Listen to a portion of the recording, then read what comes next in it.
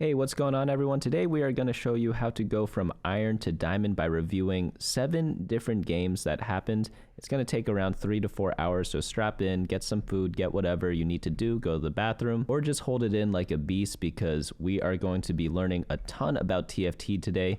We're going to be going over how to play reroll comps, how to play fast 8 comps, everything in between that as well. But we're going to start by playing 2 games at iron. The first 2 games are going to be my games, and then after that, each game is going to be a user submitted game. My favorite part about this series is that we can know exactly what the differences are between each and every one of these ratings and what separates an iron player from like a emerald player. But feel free to watch the games in any order you want. You also don't have to watch it all at once. You could watch it one today, one tomorrow, one the day after, whatever you feel like doing. And if you do have questions on the games, leave it down in the comments below and timestamp it so I know what you are referring to. But without further ado, let's get right into the action. All right, let's get into the first game, which is going to be the iron game.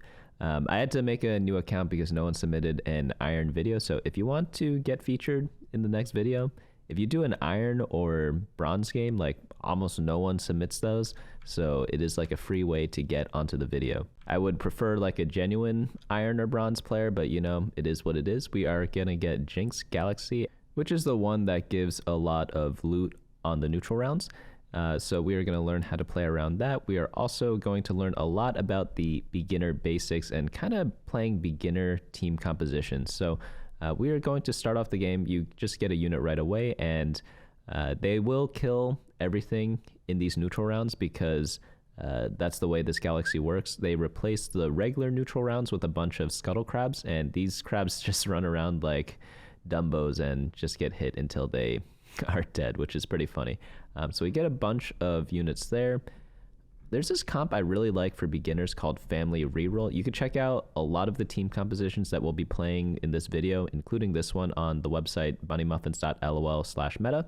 And the reason why it's a good comp for beginners is because it's very simple to play. You kind of follow like a flow chart. So that is pretty nice, but we're not going to be playing this game. But it is a possibility based on the units we have right now because it revolves around Violet, Vander, Powder as like the 3 family units. And that's what we have right now. We have 2 of those 3 units. But let's see what other loot we get from this little game. End up getting some gold, an item. We get a bow, decent item for this comp, and we get some more gold. So here we could sell our units to make interest. Making interest is very important in this galaxy because you just get so much gold, so you could stack it up early really quickly. And once you get your first bit of interest, it's easier to get your second bit of interest, so on and so forth. So you really want to just do that. We get a Darius and a Vander here, but some people, they even sell their whole board -1 unit on this round. That way you can make 20 gold, and that's like even more interest. But if you have units that you don't like, that is a possibility. But if you do have units that you do like, then you want to just keep them and lose the 1 interest, which is perfectly fine. So I'm going to be using the team planner here. It's a great way to get units that you want to be highlighted in your shop. And you're just going to put in the family units, whatever you see on the website. And then we get a bunch of odd items here. So these are items that actually aren't that good for the family comp. So I'm thinking about switching out of this. So what do we get here? At what cost? That one, pretty decent. You get to level up really quickly. Tiniest Titan, I'm probably gonna re-roll that one. I'm looking more so at Tactician's Kitchen.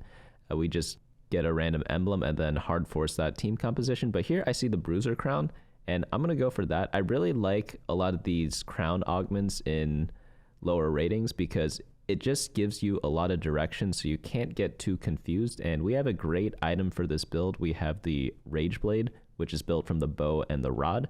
And in this team composition, you want to be playing around Twitch and Mundo. Mundo is really good with bruisers because he gets a huge life pool and then he becomes sort of like an unkillable tank, which is really nice.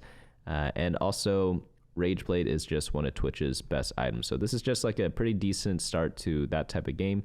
I'm just going to drop the items onto some random people, and we're probably going to lose a bunch of the early rounds because we want to do what's called like a fast 8 team composition. I'm going to drop in the team comp right now. So I'm going to get in a bunch of bruisers. It's going to be Trundle, Steb, Set, Nunu, Elise, and Rennie. And then we want to add in Twitch and Mundo as our 2 experiment units and 1 more sniper just to complement our Twitch. So that's going to be the team composition there for the bruiser build. Pretty standard here. There's not really too many deviations from that.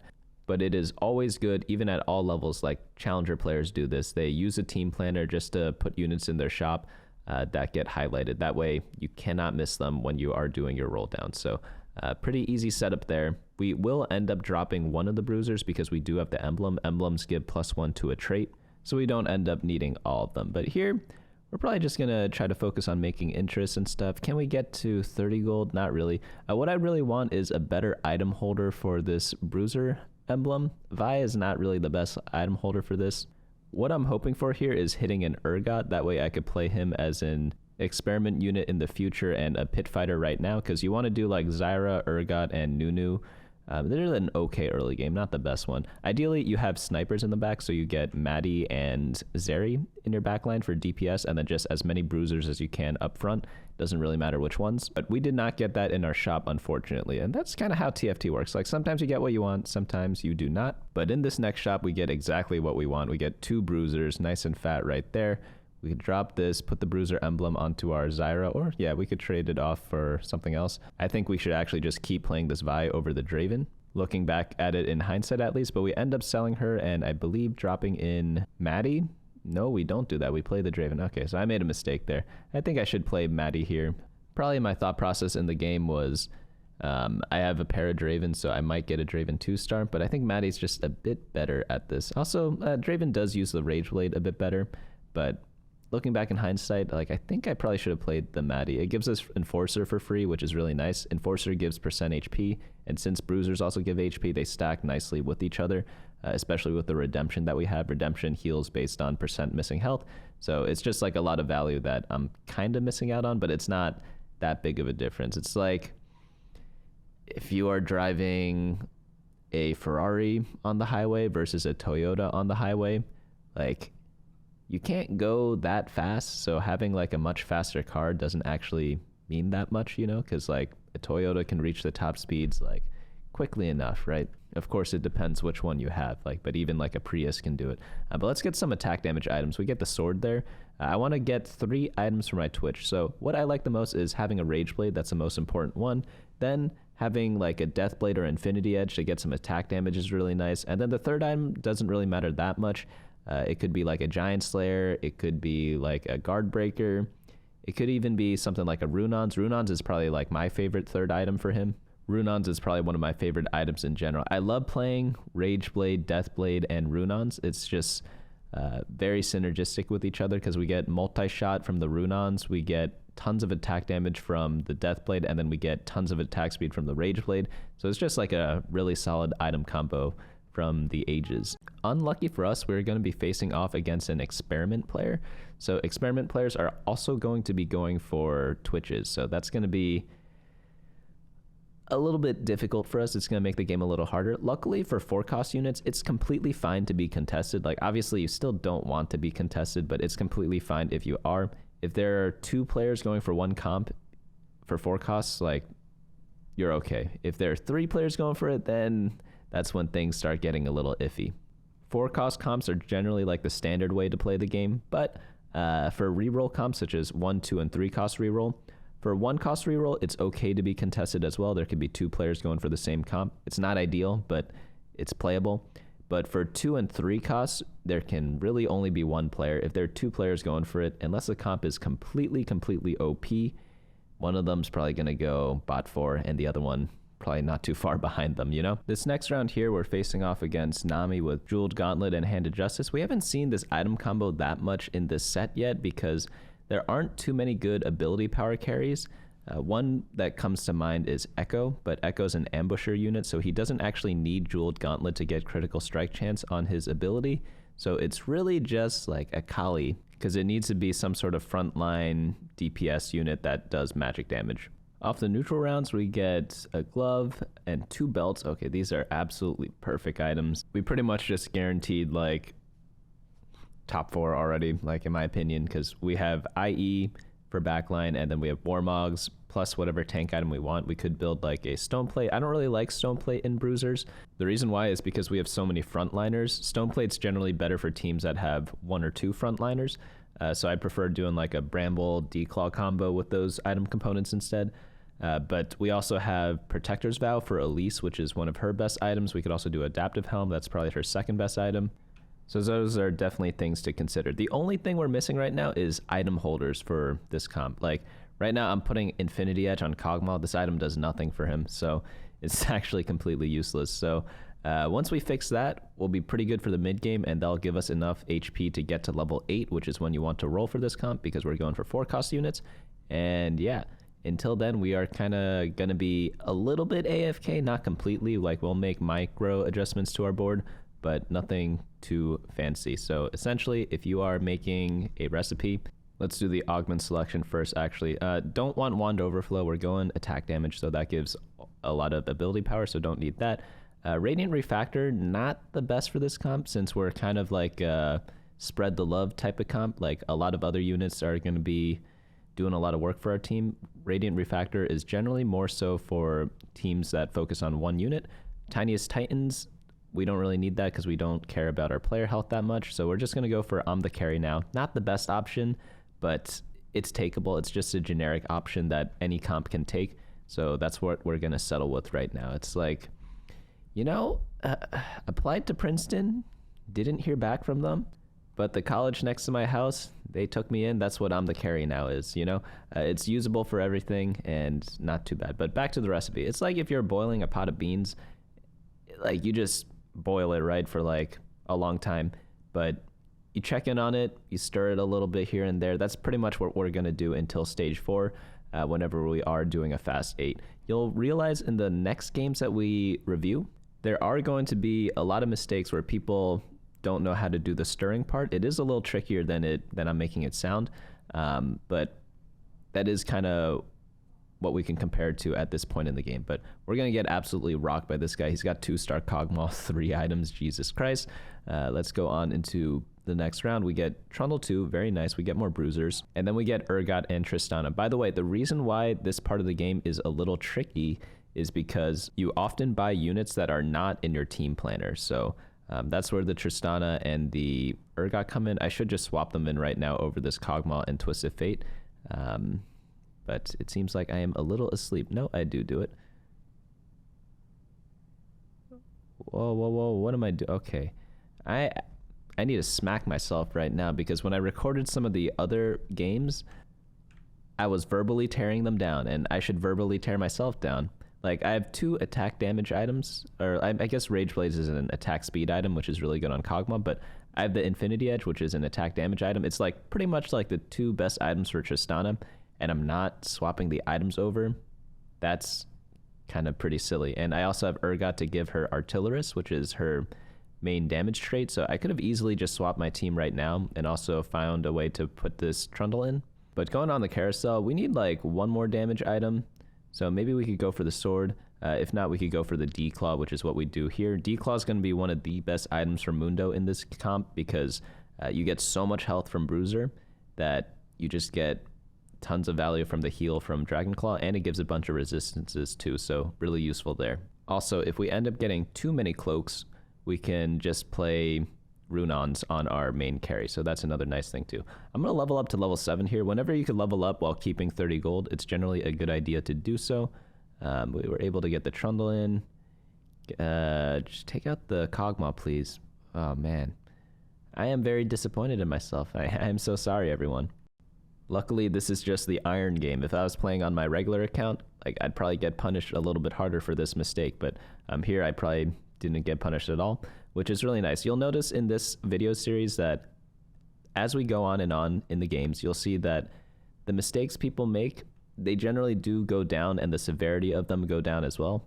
So ranking, funny enough, like actually does matter in TFT, at least in terms of its correlation with player skill. It's a very strong correlation, but for some reason in not just this game, but in a lot of other games, people don't believe that. But this video series, I know the sample size is just a sample size of 1 game at each rating, but I'm going to be doing multiple of these. So over the course of the set, we'll get a pretty decent sample size of all these. I plan on doing like maybe once a week or something like that, but I'll probably live stream it instead of doing a video format like this. But we're going into the final round of stage 3. Our team isn't looking too bad. it just could be a little bit better. But we got the 6 bruiser in, so that's a huge power spike for us. We're facing the Nami player again, so we're going to be able to get probably a free win here, because while they do have upgrades, their items are like pretty bad and don't really synergize with what is in their team. It is a bit tricky navigating this portion of TFT. You have to combine items with whatever you have in the early game and still be able to transition into something in the late game while also hitting those specific units. That's kind of like the whole entire trickiness of TFT. That's like TFT in a nutshell, so to speak. But typically speaking, everyone has like different strengths and weaknesses, so you have to look at your own game and see what the weak points are and what the strong points are and try to bring things a little closer together. So here I'm going to pre-level a little bit. We're going to get these scuttles out and about, and we end up getting 5 item components from that. Decent components, not the best, not the worst either. I would have loved to see a sword here or a bow. I didn't get any of those, so we're instead going to go for an Archangel Staff. What I plan on doing is running some sort of secondary carry with AP, because when you play bruisers, you have a really big front line, so you could actually stack the Archangels pretty easily on some random carry in the back line. So it could be either Elise or Silco. In this case, I'm going to use Elise for now, but it does make it a little awkward because I want to put this Protector's Vow on Elise. That's kind of who I built the item for, and I can't do that anymore, so a little unfortunate there. I'm actually going to go ahead and build the Guard Breaker here. It's like a decent item to combine with a crit, but if you built a Sunfire Cape, that's also very valid. Sunfire Cape might actually be a tiny bit better here. You want an anti-heal item whenever you play this comp, but I'm thinking since I built the Archangel Staff, I want to get 6 damage items total. 3 for my Elise or Silco and 3 for my Twitch. So if I build too many tank items, I just won't have enough ability power or damage items for the rest of my carries. So once I build the Archangel Staff, I think I have to build the Guard Breaker. But if I did not build that, then I'd for sure go for the Sunfire Cape. So I don't really want Belt Overflow. I already have enough HP in my team, so that one, while okay, it's not the most useful. Immovable Object is the best. But Coronation and Glorious Evolution, honestly, all 3 of these are takeable.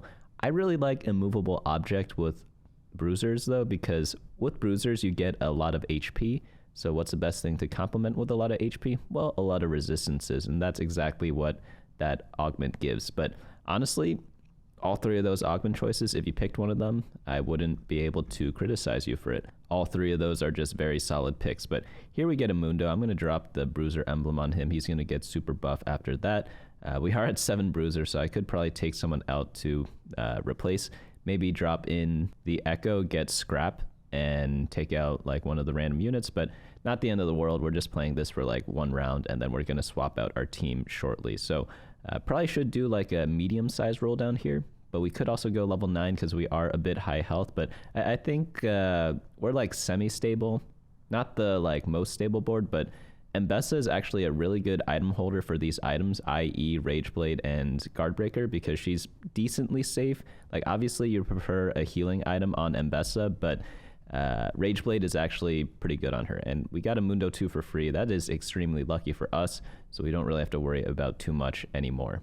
I do end up selling my Trundle and just play a Twisted Fate to complement my Quick Strikers for Mbessa, but honestly you don't need to do that swap, even though it did end up happening. So I mess up my, what's it called, my Randuin's Omen placement here, just because I want it on Steb. I don't really care who gets it, so I just put it on some random unit that I don't care about. But obviously I missed value on it this turn, but it's okay, it happens. Like, you run out of time. I am notorious for playing very slowly, so a lot of games I don't get to do everything I want to do in a turn. It's something that I need to work on personally, but I am too old to play games now quickly. It's kind of sad. Like, I'm just a old little boomer. Guess my age down in the comments below. And yeah, compared to when I was younger, I think my peak intelligence or whatever is probably around maybe high school. I feel like at least mentally I've been like declining after that, but it's okay. Maybe it's not that bad. I have gained knowledge, but I've lost intelligence, if that makes sense. But in terms of like quick thinking, definitely when I was younger, it was a lot better. Like if I were to debate someone, I'd choose maybe like 17, 18-year-old me over today-year-old me. But let's try to finish off this chain. Actually, let's get this Twitch, because we just need one Twitch to completely stabilize our board. So Bramble Vest is also very solid. We could get Bramble Mundo. In fact, like, this is probably one of the best items on Mundo that I've seen in a while. It's pretty much just like we have a lot of health from Bruiser, so we just get a bunch of resistance with Declaw and Bramble. Like, you can't really complain about that, you know? So let's sell this person, drop in the Twitch, put Twitch on the Experiment Hex, and then drop all the items onto him, and we should be good to go. Obviously, we need to swap our team around a bit to get the Randuin's Omen on everyone, but from this spot, like, we could probably take our hands off the keyboard, probably get a 4th already. If we keep our hands on the keyboard, easy first, or at least a second. Easy second, but we probably will get first unless someone gets something absolutely ridiculously crazy, such as like 3-star 4 costs, maybe 2-star 6 costs, or some like 10 trait, you know? But here we're gonna blow through these next couple rounds, just because this 1-star Twitch completely stabilizes our board, especially with this Elise helping him in the back. Looking at the damage chart, Elise didn't even do anything. And that's because the fight ended too early before Archangels could really stack up and get really big and powerful. So for the anomaly in this comp, you definitely want Mundo there. He is the main carry of this comp, so you just want something that gives him tankiness. So anything that does that is really good. Another option is Slow Cooker. So we are skipping a bunch of these. Like, I definitely could have taken some of these on Twitch, like the one we saw just before where you do damage to adjacent enemies based on your attack damage. Is really good on Twitch, but in this game I wanted to just go Super Mundo because he's already 2-starred. So we're just going to take the first tank one that we saw on Mundo, which is going to be Slow Cooker over here. Just evolve him. I prefer getting pure tank on him over something that scales off his tankiness, but I'm actually going to try to put the Warmogs on the Mundo now because of Slow Cooker. Slow Cooker scales off of your percent max health, so I want to just drop everything on him there. So these other items are really good on Elise. Elise loves tier items, so I could just drop that on her and then swap the Archangels on over to a different damage dealer in the later part of the game. Right now I am running just like a random Twist of Fate. He's giving me Enforcer, but I don't really care about that trait that much because Steb is my Enforcer, and Steb is the 1-cost Bruiser, so I eventually will be replacing him. Probably just going to put in a 6-cost there ideally, or even some Dominator. Like, another thing you could do is in the late game you could switch from Bruiser Mundo to Bruiser Mordekaiser. It's actually pretty decent because a Mordekaiser that just lives forever and gets a lot of attacks off is pretty powerful because he's a melee unit. The durability definitely does help him a ton. That way you don't even need a healing item because he takes so long to kill anyways. He'll just deal so much damage in general, but it's not, you don't have to do it either. It's just something that's kind of fun to do if you end up getting a 2-star Mordekaiser for free. We do get a sword here and a Negatron and an item anvil, of course. We definitely want to try to level up here because we are level 8 right now. We get another sniper in, which is nice. I think here we just want 1 tank item, 1 damage item. Ideally, we'd get like a Spear of Shojin for whoever we have casting in the back. Like, ideally, it'd be like a Silco or something. It could be Jace too, but pretty much we're always going to build like the Bramble Vest, and then we are going to see what else we get from this item anvil. I'd probably just drop it on Rennie or Nunu. They're the more expensive units, but let's see what we get from the anvil. I guess IE or Deathblade could work. It doesn't really matter too much. All these are kind of whatever. You could also go for a belt and build an Even Shroud for our Twitch, so you get armor penetration, which normally is a good stat. However, I will say that Twitch doesn't actually need armor penetration because he hits the backline so much that it kind of becomes like not unnecessary, but not mandatory. So that's one thing to keep in mind there. We're going to pre-level up to level 9. I probably should have leveled up to level 9 last turn, but I was just a little too slow again. So we're going to roll down now, hopefully get a Twitch 2 and go for that. We could also go for Mundo 3. That'd be kind of fun, right? There's a Jace. Jace is going to do better than this. We get a new sniper in Zeri. That's pretty fortunate. Caitlyn's going to be the best sniper to complement with Twitch in this build because 1, she's a legendary, and 2, she also gives you Enforcer. And for this Jace, we built a lot of frontline items for him, so we want to put him in melee Jace. Going to be a tad better, but honestly, it doesn't matter too much. He's just going to be a solid guy overall. We're facing off against Kog'Maw and Renata. Bit of an odd comp. I think this person's going like Sniper Automata or something like that with a random Renata. I think they got it from their augment in the early parts of the game. but not the best combo typically. So we are going to be able to clean this team up. This is just, it's unfortunate. I know people don't want to be meta slaves, but there are times to break the meta. And there are times where it doesn't really work out that well. And this is one of the times where it doesn't really work out that well because that Renata doesn't really fit the rest of their team. So they probably should have built around the Renata if they were going to 3-star something, such as the Renata reroll comp. Here we're going to face off against a Chem Baron. Chem Baron's a really fun comp to play if you have not tried it already.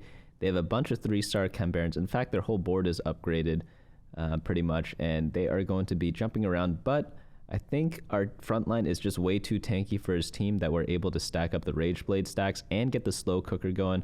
You might see in the damage charts that Mundo might be my highest damage dealer. Like, look right here. Because of slow cooker on the right-hand side, he is just tanking the most and dealing the most damage, which is absolutely nuts. On this carousel, we're looking for a third Jace item. We could honestly take the Runons and then item remove the Twitch and then put like the Guard Breaker on Jace. We could also go for another Protector's Vow and then put that item on Elise. So we could have double Protector's Vow Elise and then put the Archangels on someone else. Probably going to be on like one of the 6-cost units that we'll get. Hopefully we get like a Mel. She's pretty good with that item. But yeah, item remove that. Put the mana items on Elise. The reason why Elise loves the mana tank items is because she's a stun bot. She just CCs a lot. She's not the most tanky unit, but she is like okay tankiness. But compared to other 4-cost, she's like the least tanky, but she provides a lot of utility to your team. So you just want her to cast her ability as quickly and as many times as possible, and that's exactly what mana items achieve. So that's why we put that item combination on her. We're going to face up against a Twitch Visionary player. I believe this is the experiment player that we saw at the start. So again, it's like, I know people don't want to be meta slaves, but it's a meta for a reason. You always want a team that balances damage and tankiness. And the way his team got built, he was a little too heavy in the damage department, and it kind of got ate through by our team right here. So it's just one thing to keep in mind. Meanwhile, we have like a solid mix of damage and tankiness. For example, we have 6 Bruiser, which is obviously very tank heavy, right? But then we have Slow Cooker on our Mundo, which gives a lot of damage. And we also have 2 stacking items, one in the Rage Blade, one in the Archangels. I know we're not using the Rage Blade yet, or sorry, the Archangel yet, but we will eventually find some use for it, and it is very powerful in this team. I mean, it's just my bad. I have not seen a Silco yet because I think a couple other players have been going for it. So here we're facing off against the Renata player again. Should be another free win. I think like we don't really need to see too much more here. We don't even have Twitch 2 yet, but we're able to cook through most of these teams just because we do have Slow Cooker on our Mundo, which he is unkillable, and he just scales based on how tanky he is. So it's just like, we'll look at the damage chart again, and Mundo probably is, oh no, Twitch actually beat him this time. Okay, it was pretty close though. Just to fast forward a bit, we did reach level 10. We got the Twitch 2 later on, and we got armor penetration on our Jace off of the carousel. And like, we have 6 costs in Victor. We also have Mel on our bench. We get the Jace 2. Like, we didn't really need to play this game, right? We probably could have won the game with Twitch 1 because it is an Iron game, and like, you don't expect people to play that well at Iron, right? Because I mean, ranks exist for a reason. It is the lowest rank. So if you are trying to get out of this rating, it's just going to be playing a couple more games, and it should happen in no time. But if you do need more help, like obviously all the stuff on my YouTube channel, my website are definitely going to be a big help to you. But as we get higher and higher, we'll be seeing a lot more interesting plays. The Iron and Bronze game, again, are going to be games that I played that I'm going to review. But then every game after that is a viewer submitted game. So if you want your game reviewed by me, submit it down into the form below, and you'll have a pretty strong chance of getting picked for the next video. Just make sure you have no overlays on, and that should be that. Let's get into the Bronze game now. So this one, we have the Warwick Galaxy.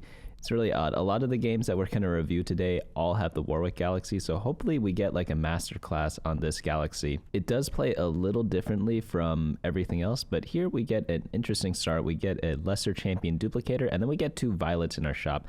I personally am a huge fan of family reroll. It's one of my favorite comps this set because, I don't know, family is just very wholesome, and I'm a wholesome type of guy, you know? I might make some suspicious jokes here and there, but you know, family is very important to me in real life, so that's why I relate a lot to the family comp. Unfortunately, in TFT, this one's kind of like a little bit broken, not gonna lie. Like, I mean, the two sisters do end up like becoming sort of enemies, right? So there's that. So I don't know, but regardless, here we're gonna play the Violets, we're gonna play the the Powders, and we're also going to play the Vander. Combine that with the two Conqueror combo at 1 cost, Draven and Darius, and you got yourself like a very easy level 1 through level 5. You don't really need to change anything that much, and this comp is super duper duper easy to play. Unfortunately, it's not that great in the Warwick Galaxy, because the way the Warwick Galaxy works is that every time a unit dies, there's a chance that loot drops for whoever killed it. So here, if I was playing for Sirius, I'd probably pick Wandering Trainer after re-rolling the left and middle one. But this game, we're going to try to force family. So I'm actually going to re-roll Wandering Trainer. But again, if I was playing for Sirius, I'd probably pick that one. It's just a very solid augment. And then we see Unleash the Beast there. Mentorship is also another extremely good Violet or family reroll augment, because all you have to do is put Vander next to your Violet and you get the mentorship buff, which is absolutely huge, right? But this Sterix Gauge augment, Unleash the Beast, one of the best ones for Violet, because it just makes one of her best items even better. And here, our item combo is a little awkward, but we can fix it soon enough. We actually have a very good template for our starting items. We just unfortunately cannot build one of them. Here we could also go for Ziggs reroll before we took the augment. So if we took Trade Sector, I'd 100% go for Ziggs reroll because we got 2-star Ziggs for free. But after taking Unleash the Beast, you can't like pivot into the Ziggs, because you're just down a whole augment, and that is not really helpful for you. But we already updated the team planner, and I think a mistake that most people make with the Violet reroll comp or family reroll comp is that they don't play around Powder enough. So Powder, her positioning is very interesting. I like putting her in the front line, and that way she gets her ability cast like much faster, and she blows people up. There are a lot of games where my Powder only has one item and she out DPSs my Violet that I have like custom items for, I have custom augments for, and everything like that. And my silly Powder with one item just out DPSs her. It's really funny because sometimes she gets a huge AoE effect, and it's really, really nice. But the main key to playing any reroll comp, especially 1-cost reroll, is to get a big econ. The way we do that is not spending our gold in the early game. We did not level up early. You just do not want to level up at all with 1-cost reroll, because you want to remain low level to get better roll odds to get 1-cost units. The lower level you are, the better odds you have of getting 1-cost units. The higher level you are, the more access you have to rarer units. But we don't want rare units right now. We want all the crappy units. You're not going to go to a 3-star Michelin restaurant and order chicken nuggets, you know? So in this case, I want to go to my McDonald's and I want to get as many Big Macs as possible, which I'm referring to as Violet for now. And we just want the cheapest options available. Ironically enough, I don't even think McDonald's is that cheap anymore. Like, I went there recently, and I like getting those deals where it's like $1 for 10 chicken nuggets. That's the only time I go. And I go there, and I'm looking on my app on my phone, and I see that like all their hamburgers are like over $10 now. I'm just like, I'd rather just go to like a regular restaurant and get a burger there. I don't know. We get really lucky here. We get this spatula. Spatula is so good for family comp. So normally I'd say if you are higher level, if you are Diamond Plus right now, I would only go for family if you could get really good artifact items for Violet. If you can get family emblem for your team, get to like at least 4 family. Or if you want to do the 4-star lottery on your anomaly. So here we already met one of the requirements where we get the spatula, so we can eventually get the family emblem. Sadly enough, you need to get a tier for it. Yeah, it is a heartbreaking story. If you have not watched the TV show yet, I do recommend doing so. It's a pretty solid show. I like the first season a lot more, but second season's pretty good too. I'd say first season is like one of the best shows that I've watched. Probably in like top 10, but the second season, it's good, don't get me wrong, but it's not as good as the first one. But that's true for a lot of things in life, right? But here we're just AFK, right? We just buy the 1-cost units in our team planner and we wait until we hit them until stage 3. Because when you do 1-cost reroll, you just need to not level up and not spend your gold and do your roll down at very defined time. So I end up selling my powder here to get to 30. You got to do what you got to do because Violet is the most important character in this build, so that's why I just sell the powder. But that's why I don't like this comp in this galaxy, because you notice how we lost 4 of the 5 rounds in this stage.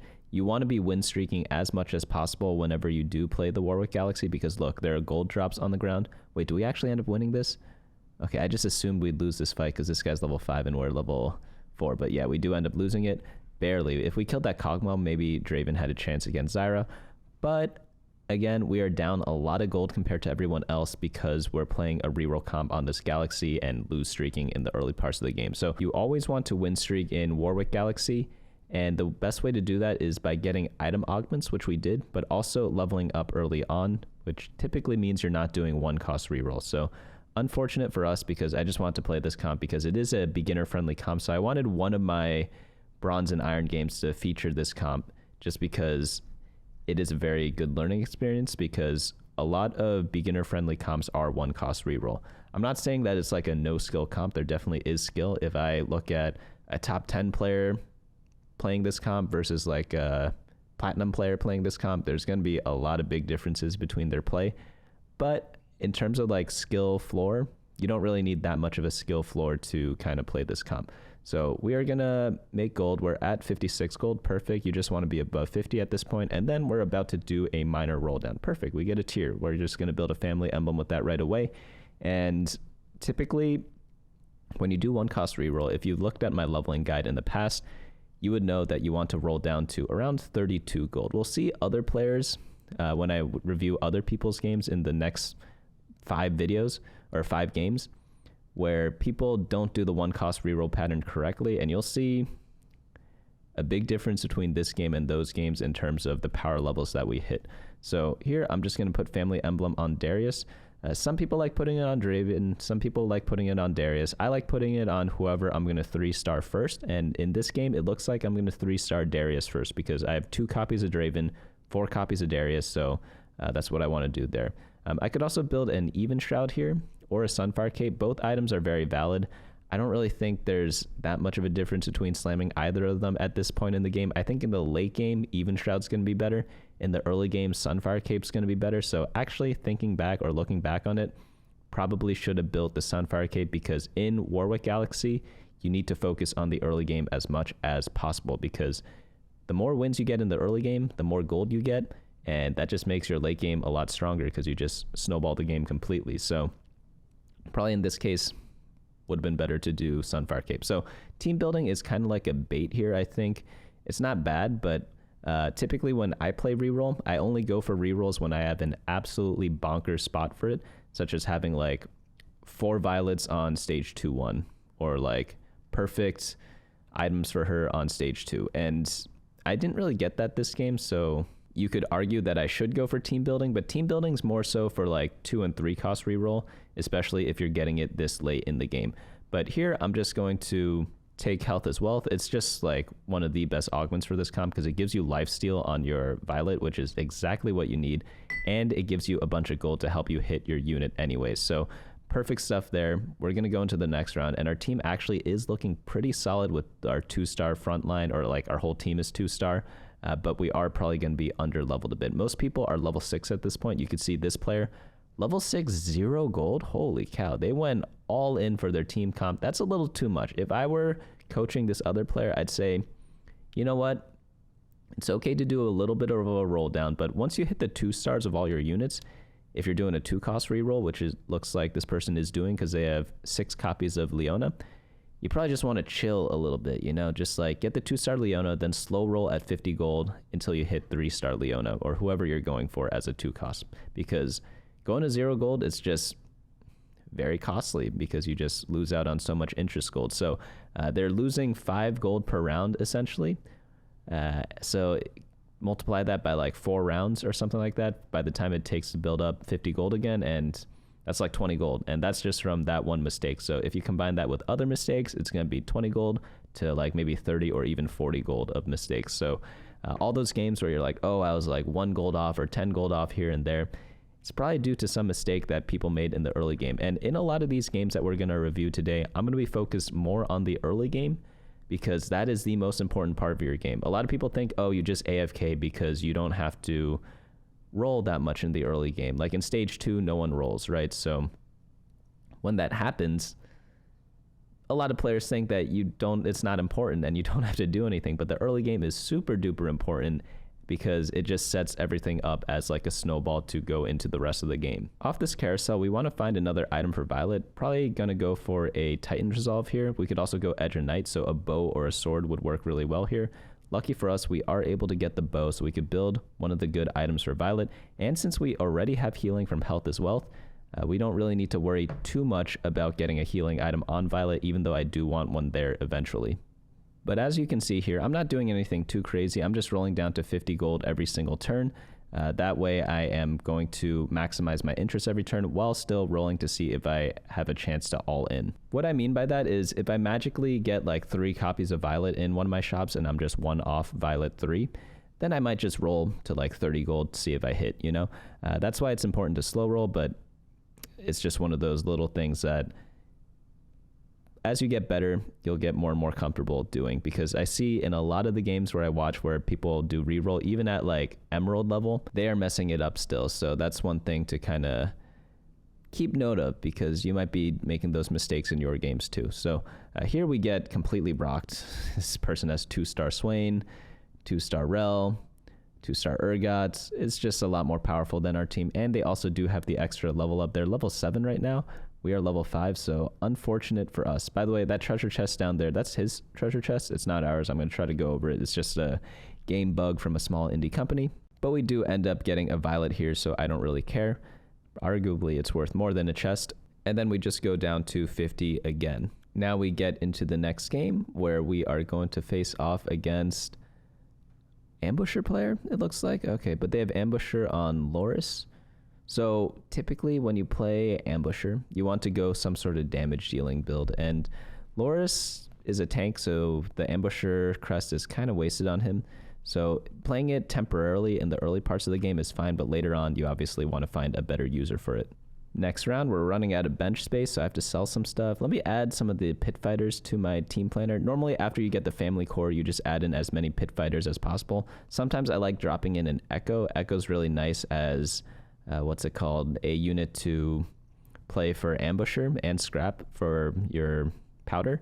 I keep calling Powder Annie. I don't know why. In my head, I think of Annie when I see Powder, but I guess it's because Powder wasn't like a League of Legends champion. But here we get to have probably a very good item set for our Powder, because we have a bunch of rods and a tier, which is absolutely perfect for her. Getting a Rabadon's Death Cap on Powder is absolutely bonkers nuts, so that's what we'll probably build here. We're going to roll down a bit.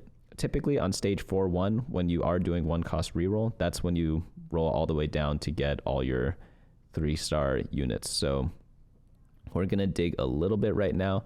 Unfortunately, we have to sell some stuff, but hopefully, it's so unfortunate that we miss all these gangplanks, but we finally hit Violet 3, so it's very nice. I will make a note. There's a difference when I am playing on a Smurf account versus when I'm playing on my main account. If I'm playing on my main account, I slam Hat on Powder, and I also slam Hand of Justice on my Violet right away. But since I'm playing on a Smurf account, I'm going to hold off on the Hand of Justice, try to get super best in slot items for Violet. I don't know why, but it's just more fun when you get best in slot items. But it's one of those mistakes that you can get away with in a lot of games. So as you get up and up or higher and higher, you just have to slam suboptimal items if they are usable on your champion. So I like Bloodthirster more as a healing item because it gives her a lot of sustain and has like the shield effect. We don't really want Reunion here. It actually is usable in this comp because we use Echo and Vi eventually, but it's just not the right time for it because we just don't have the levels to fit all those units in right now. But Climb the Ladder, not bad, because we're going to be playing a lot of pit fighters and family units, so it will be buffing up our Violet a ton. Piercing Lotus is also very interesting. It's a very good effect for Violet, the critical strike chance, and also the Shred and Sunder effect is pretty good. But we already have a Sunder effect, so I'm thinking maybe we just do Climb the Ladder, just give flat stats to our Violet. So what do we have here? Yeah, we could build a Sunfire Cape. Yeah, Sunfire Cape's pretty good. We don't have any form of anti-heal yet, so it definitely is nice. And by the way, we have 3 stars of everything. You could go for Darius 3. Draven 3 probably going to be too far away. Another tricky part of 1-cost reroll is knowing when to give up on a unit. And at this point, we probably should give up on give up on Draven and possibly go for Darius if we hit one more of them, because we really want to focus on leveling up and putting in as many pit fighters into our team as possible, because every comp has different points where they're strong and weak. And for the family reroll, if you have 3-star Violet, stage 4 is when you should be winning every game. So if we're losing even 2 of these rounds, if we go 3 and 2, I'd consider that an unsuccessful stage 4 for this type of game where we have Violet 3 with decent items, but we are under leveled. So if we ever lose a game because we're under leveled, that would be shame on me, you know. But I am going to do a roll down here. Obviously, it's on a Smurf account, so I'm not playing super serious. I want to just see shiny units on my board, so I'm going to roll until I hit... I probably have to sell the Gangplank or something. Okay, we almost have Vander 3. There's Draven. Ironic that we hit Draven first before Darius, because we had so many more Dariuses before, but sometimes a game happens like that. But we'll probably end up getting all 3 of these to 3-star, which means we probably want a Thieves Glove off the carousel in order to put items on our 3-star units. Whenever you have a 3-star, you absolutely have to put items on them. If not, they are a literal waste of gold, because they might as well just be a 2-star unit and you save your rerolls, you know, make more interest instead. But here I definitely want a Violet item. I could go for something like Infinity Edge, isn't that bad. Bloodthirster, very good too. So I definitely want this sword. Zavika, also a very interesting pick. But unfortunately, I'm last pick, but I do get a Rumble that's a 5-cost unit. So even though there's a Negatron on it, I didn't truly get a choice this round. But we level up here. I'm probably just going to go for the 3-star Vander, then push up. Since we're 2 off, or 1 off 2 things, I'm just going to roll till I get it. And then here we could probably swap the items over onto our Vander. So put all the tank items on him. Item remove the Darius. And then, yeah, sure. I built the Hodge on the Powder because with Ambusher, she gets the critical strike chance. Oh, wait, I have the Champion Duplicator. I completely forgot about that. So with the critical strike chance, she gets to crit on all her spells with the Ambusher trait. And so when you build Hand of Justice on her or any other crit damage items, such as like Guard Breaker, it works really, really well because she's able to utilize that critical strike chance much better than other units. And you can see her power already. She got really low and then she used her ability and then healed all the way up. And if we look at the damage charts from before, we don't have to look at this one. We could look at all of them. It's going to be pretty crazy stuff. So here, you could go for that one. You really just want Ultimate Hero. I got really lucky and got it in 3 rolls, but honestly, I could have taken the first one and probably would do just as well this game. And I've never tried it, but you could probably also Ultimate Hero your Powder because, I mean, she's doing a lot of work too. It's just a bit inconsistent. She's great as a secondary carry because she does a giant AoE, but there are fights where people don't group up their team and then she doesn't get that effect off. And she's not good at like 1v5ing like Violet is. So that's like the one difference between them. So you do want to focus on Violet, even though it seems like a lot of fights, Powder's doing a lot of, like, look at that. Powder's doing the same exact damage as Violet, and we're not even that focused on her. We get some pit fighters here, which is nice. We'll add those in shortly. But in the last neutral round, we get some gold, Heimerdinger, some units that will sell, some more gold, and then hopefully some items from these blue orbs. So a glove, perfect. Let's see if we could get, ooh, maybe Infinity Edge Violet could be done. You could also do QSS. We don't really need Last Whisper because we have the Even Shroud already. I actually love Infinity Edge Hand of Justice combo on Violet. I think it's one of the most powerful combos, but it's not typically built because you need the combo to pull it off. Typically, if you have a bunch of random Violet items, stuff like Sterix, Bloodthirster, Titans would work a lot better. But if I were to handpick my items, it'd probably be IE plus Hand of Justice, maybe even double Hand of Justice, or IE Hand of Justice Edge of Night, do more of like a DPS build rather than like a sustained tank build. I think that actually works really, really well because it just slices through parts of the team. You always put Violet on the edge. That way she has a chance to wrap around and go to the enemy backline. And if you have the crit build, you could get there really quickly and sometimes kill the backline units before they do that much damage. We got a nice little chest in the other round, so we also get to level up here, place in 2 pit fighter units. That's going to make our Vi a lot stronger, so that's going to be really good for us. I am also keeping ambushers in for now, and for the purposes of the lore, I'm going to do a little magnetic remover and put Vi in the family, just because, you know, that's what family is all about. Sometimes it's not about having the best board. Sometimes it's about keeping everyone together. So we're going to do that this game. And with this Warwick Galaxy, we have so much gold. So it's really nice because we're going to be winning all these rounds. We won the past 7. We're probably going to win the next couple ones too, because this is the power spike of our comp. Normally, you know how I said we power spike with Vi or Violet on stage 4 as a 3-star? Well, if you get the 4-star anomaly, you power spike in stage 5 too. So we should go at least 4 wins in both stages, and that's exactly what I hope we're going to do. This team actually looks pretty nasty. 3-star Swain, Gangplank in the back, but his items aren't on the right characters. He's got a Savika with most of his items, and nothing wrong with Savika, right? But Savika's 1-star, so it's not going to do absolutely too much. I think it would have been much more valuable to have it on some of his other units, especially like the Swain needs something more, right? You can't have 3-star Swain with 1 item. At least put 2 items on Swain. So as the game goes on, this player is actually going to get a lot stronger because they're going to get more and more items on his 3-starred units. So here we're going to, I mean, I'm guilty of the same thing because I have Darius 3 and Draven 3. The one difference is that those are 1-cost units, not a 3-cost unit, and I think that was his only 3-star, so I have like a bunch of them that I already prioritized for items. But we end up getting this Handed Justice here. Double-handed Justice on Powder is pretty viable. I think that's what we're going to end up doing. Powder's going to be an absolute crank here. A mistake I see is a lot of players put their Powder in the back line, and yeah, you need to put her where you see her right here. You could even put her dead center where the Vi is, but I like putting her near my Violet just because she's able to weaken a lot of people down so that my Violet can kill them all and again quickly go to the back line after that. But we have 74 gold now. We're gonna, or sorry, 76 gold.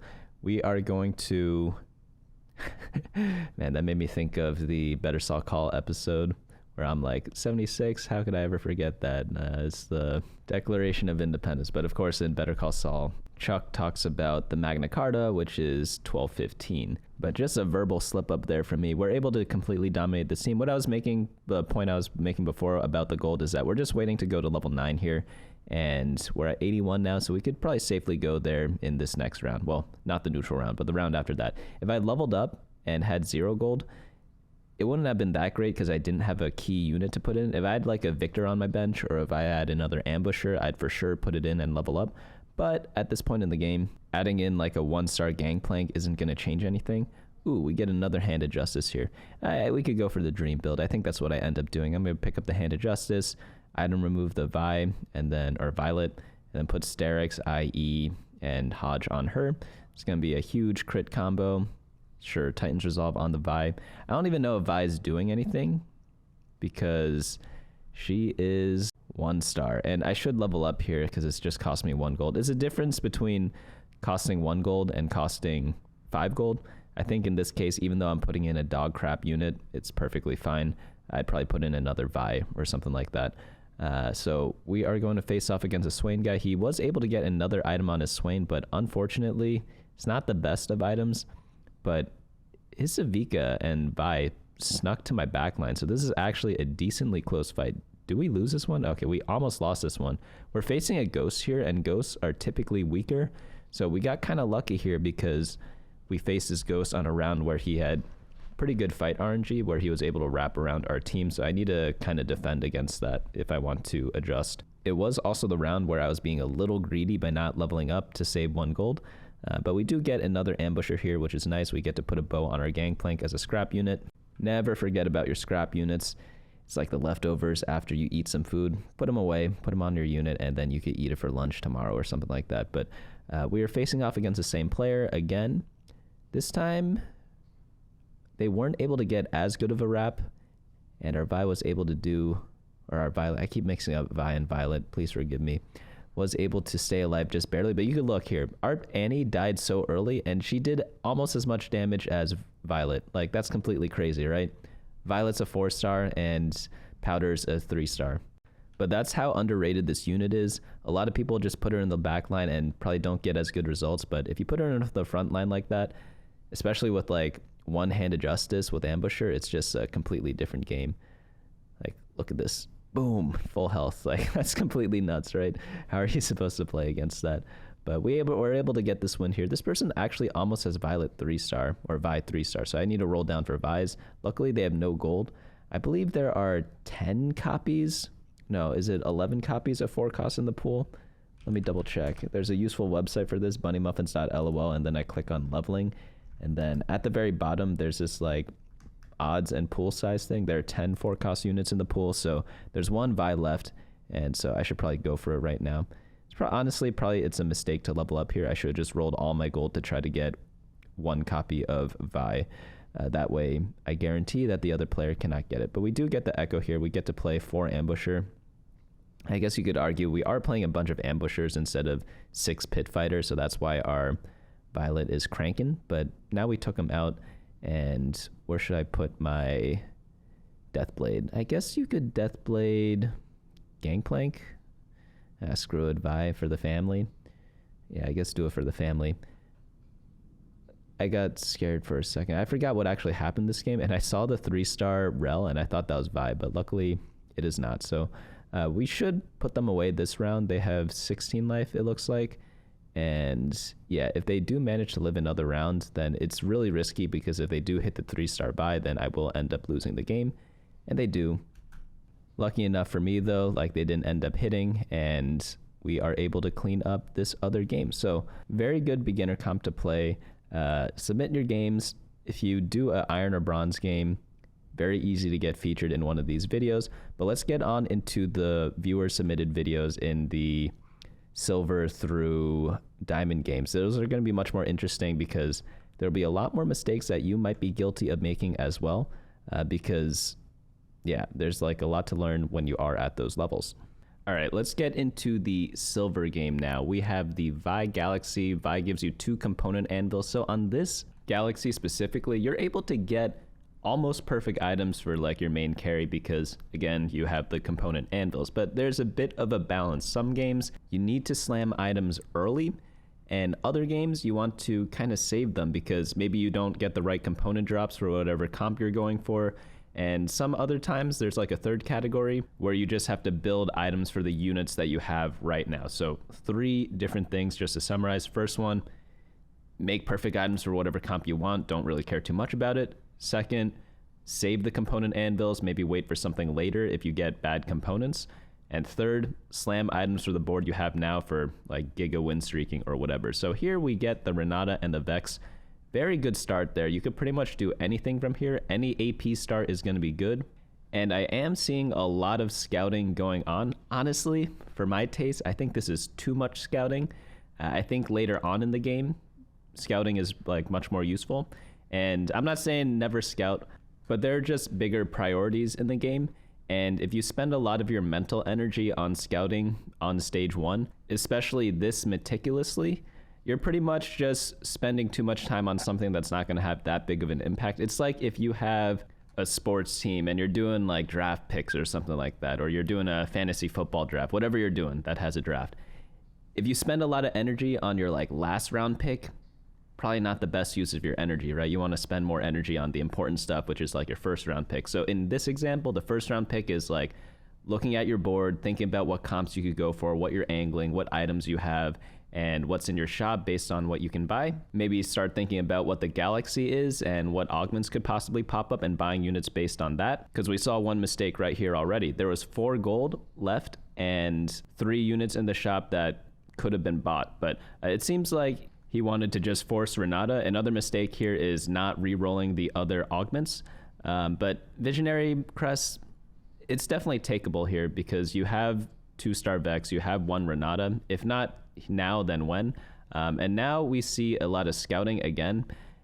If you already took your augment, you don't really need to scout too much. Like once you take an augment such as anything with an emblem, like can you really pivot that much? Like no, right? So with scouting, just do it once. You don't have to do it every single round. There are actually a lot of challenger players who don't even scout at all. So it is useful, but it's not mandatory by any means. So we're going to pop the tomes right now. He's also playing a little too quickly for my taste. I know we want like tiers and rods and stuff, which is what ended up being taken, but you do want to think a little bit longer when you pop the anvil, just in case there's something you're missing, because you never know. But this is actually one of those like dream visionary starts, because we have 4 visionary that we were able to activate on stage 2-1 already. And we have decent items for them because of the galaxy. And Archangels is a perfectly fine item to slam. Visionaries give a lot of mana, so what you need when you have a lot of mana is getting ability power. If you're playing sorcerers, they get a lot of ability power, or if you're playing dominators, they get a lot of ability power. What do you need instead? You need mana and crit instead. So getting AP such as Archangels is a very, very good thing to have. And also we have the Singe 2, which is really nice. It's good to pair up Singe 2 with Rel, because Rel is a sentinel and a visionary. But again, like, look at all the scouting. Like, what info are we actually gaining from this? Not that much. Had the player instead like picked maybe a Bramble Vest or a Dragon Claw based on what he scouted, so if you see like 6 ability power comps and you go for a Dragon Claw, like, that's a perfectly valid reason to scout. But here it's more just feeling the need to look around or feel busy. And I think that's kind of what's going on here. So right now they're putting into the team planner a Visionary Sentinel comp, a very valid comp. You could go for Renata reroll. You could go for Heimerdinger. Heimerdinger, I prefer having like the blue buff. And for the items, I actually would have preferred seeing the chain plus glove item, which is called Steadfast Heart, instead of the Gargoyle Stoneplate. The Stoneplate is really good right now in stage 2 because he only has 1 tank. So right now, if you want to go on a win streak, it's really good. But I feel like Steadfast Heart is a bit better because I don't really like Glove in the Heimerdinger comp, because Jeweled Gauntlet isn't really that required. While Thieves Glove is useful, it's not the best by any means. So I'd much rather just build the Steadfast Heart, use up the Glove, and have the Negatron for maybe an Ionic Spark later on, or like a Dragon Claw if you need it. You could also play Adaptive Helm. Adaptive Helm is a very underrated item, and honestly, it's one of my favorites to slam in the early parts of the game just because it is adaptive. You could use it for almost anything. But based on the board we have right now, I would not be surprised if we win streak the entirety of stage 2. You do have to be a bit careful. There was one other player who might be going Renata. I believe they had Starry Night and a 1-star Renata. And Starry Night is one of those augments right now, which is really, really powerful in 1 and 2 cost reroll, because it just makes it so that 2-star champions can appear in your shop, which saves you a lot of time in a lot of cases, you know? But if you have a big win streak, sometimes you can play the comp contested anyways, even though I don't recommend playing 2 and 3 cost reroll while contested, but it is possible to do. You could always just use the Renata to go into the late game. You could always do something like Visionaries plus Sentinels here, which is what was put into the team planner. So get another win here. That's pretty nice. What item do we want off carousel? I want to use this glove item, so we have to think about that. And again, I'd probably just build a Steadfast Heart here, get in a 3rd tank item or like a 3rd item onto the Singe, because there's not really anything else to it, because we are on a win streak, so we want to build something right away. Honestly, a Thieves Gloves here wouldn't be bad either, just to get more value in the early game. Had he been lose streaking or doing like a win-lose, I would have preferred getting like a tier or a rod, obviously, because that's what this comp really, really likes. But we get pretty lucky here. There's a Chain Vest over there. Oh, we went for the sword, probably to get a Spear Shojin later on. So you can go for Spear Shojin by taking a sword, but I don't like that angle, because if you get 2 more sword drops, like, what are you going to do with it? Or even 1 more sword drop. You could build like a Giant Slayer, and like, I guess you can build another Shojin, but if you end up getting a lot of tiers, you're pretty happy anyways, because you could always make use of the tier in some way. So I'd say the sword is a little risky, and since you're win streaking, I would have preferred just making a item with a glove, such as a chain. And I think he realized a small mistake after picking the item, because he tries to get a makeable item right now with the Reforger. I would have saved the Reforger. I don't think we should have used it right away, because literally the only component we can get that's good is a tier, and that's going for like a 1 in 7. Like, how many 1 in 7s have you hit in your life before? Maybe 1 every 7 times, you know, it's not that often. And another mistake that happened here is there was a remover that was used on the Singe to put the stone plate on Rel.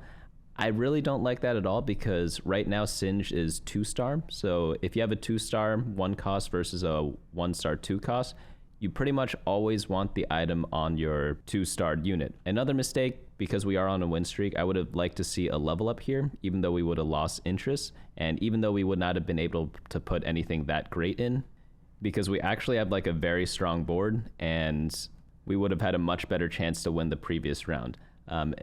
Wow, we sold the Singed. Okay, so I don't really know why we sold the Singed.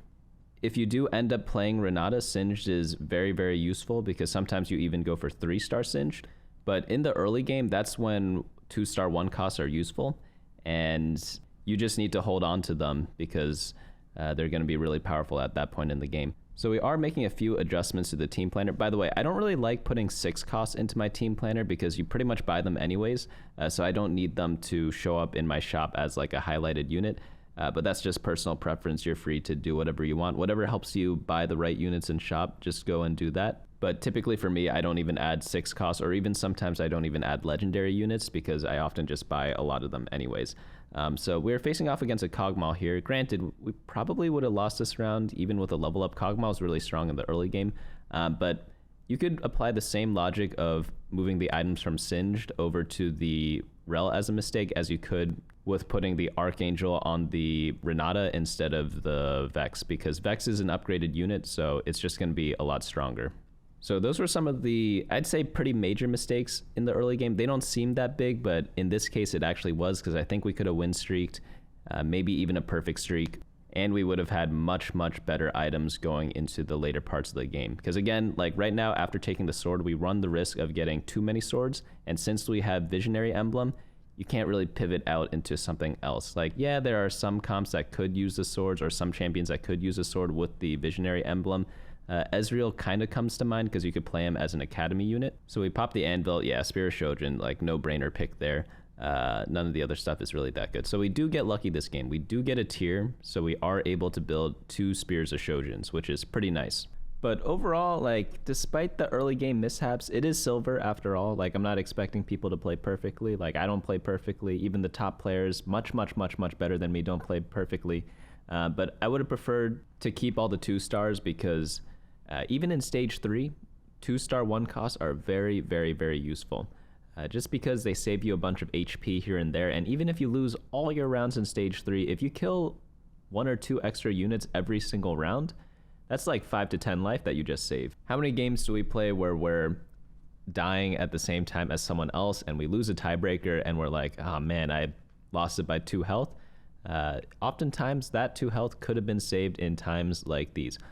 We aren't slamming items right now. I would like to see another stone plate and also build the second Shojin, because I don't really know what other items these are going to build.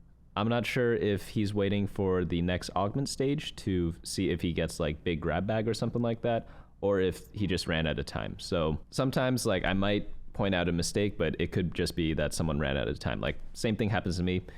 Sometimes I'm playing with my friends or something like that, and like I'm watching him or he's watching me, and we just run out of time. That could be a factor here. So here we want to re-roll Trait Tracker, probably Noble Sacrifice as well. Like I'm down to just get mana flow. Oddly enough, like you normally don't want to stack the same trait over and over, or the same stat over and over. In this case, we're stacking mana a lot. But because Visionaries get bonus mana as a percentage, it's pretty fine here because we're just able to get like so much mana and just cast really, really, really often. So here we get 4 copies of Renata. This is definitely when someone's thinking, maybe I should go for Renata reroll. The only issue here is that we don't have a frontline. You absolutely need frontline whenever you play Renata reroll because she does not do that much damage. She mainly is great because she shields a lot of people and you stack with Archangels and then you eventually one-tap people later into the fight.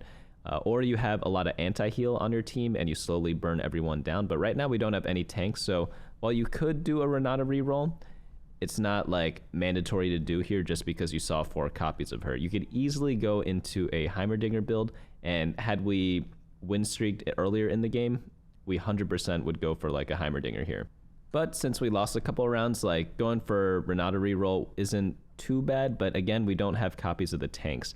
If we had the 2-star Singed, I definitely would have welcomed it because Singed is oftentimes one of the main tanks, but Rel is a good choice if you don't have Singed 3, because you don't always play with Singed 3. So right now, scouting around, seeing if anyone is going to be contesting. It doesn't look like it, so that is another good sign. So this is one of the times where I think the scouting does help right before you actually commit to a comp.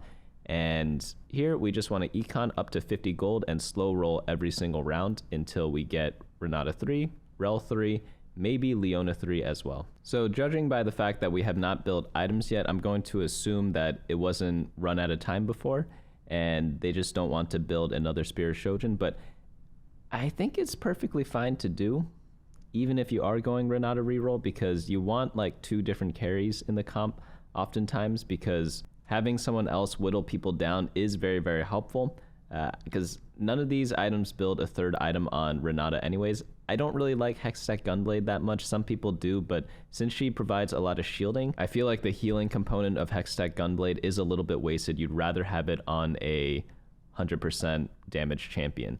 But what do we want on this carousel? I think I would like to see a rod or a bow get some magic penetration. And another thing we might need to look out for is getting anti-heal, because we don't have that effect yet. So a belt would be good. We could build Sunfire Cape, but that got taken. Maybe finish off one of these tank items, go Declaw. Like based on what we scouted before, we could decide on whether we need Declaw or Bramble Vest. But here, maybe we could just take the tier. We could do something like a Adaptive Helm and a Spear Shojin. Adaptive Helm can go on the front line on whoever has a Visionary spat, or on like Rel, probably pretty useful on her. Okay, nice, we get a Leona there. Pretty solid. We could play it over the, yep, this is actually better, get the Nunu in for 6 Visionary. But you do have to keep in mind, this is a stall comp, so we need tanks more than we need damage. So oftentimes you'll find people running 6 Sentinel over 6 Visionary, even though it's much easier to hit 6 Visionary right now because we have the Spatula. Going into the next round, we are facing, what am I looking at here? That is 3 Deathblades.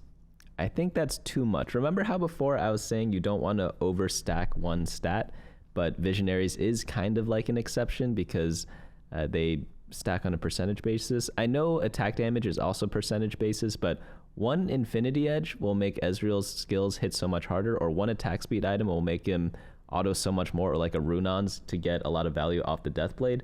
And it's just 3 Deathblades is too much. 2 Deathblades I think is too much. On the other player's board, you want stuff like damage amp, attack speed, critical strike.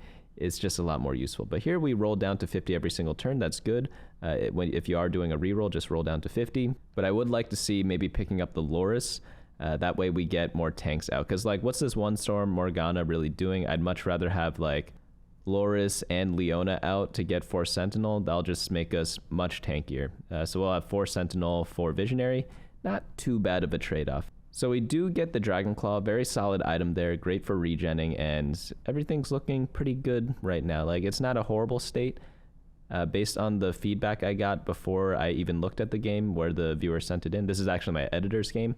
He said, lots of mistakes, not sure where it went wrong, so we'll have to see where it went wrong. It's like nothing too bad so far. Like, the only difference is I would have preferred going like a fast 8 here if I had a better early game, but since the early game got a little messed up, re-rolling isn't too bad, because normally when you go for fast 8, you need to be high health and tons of gold, but re-roll also likes lots of gold, but being low health is fine because you could stabilize with 2 stars of whatever unit you're re-rolling, and you can win most of the rounds in stage 3 and early parts of stage 4, and then you fall off a little bit in the later parts of stage 4, and then in stage 5 you hit your 3 stars, and then you go in after that and stabilize there.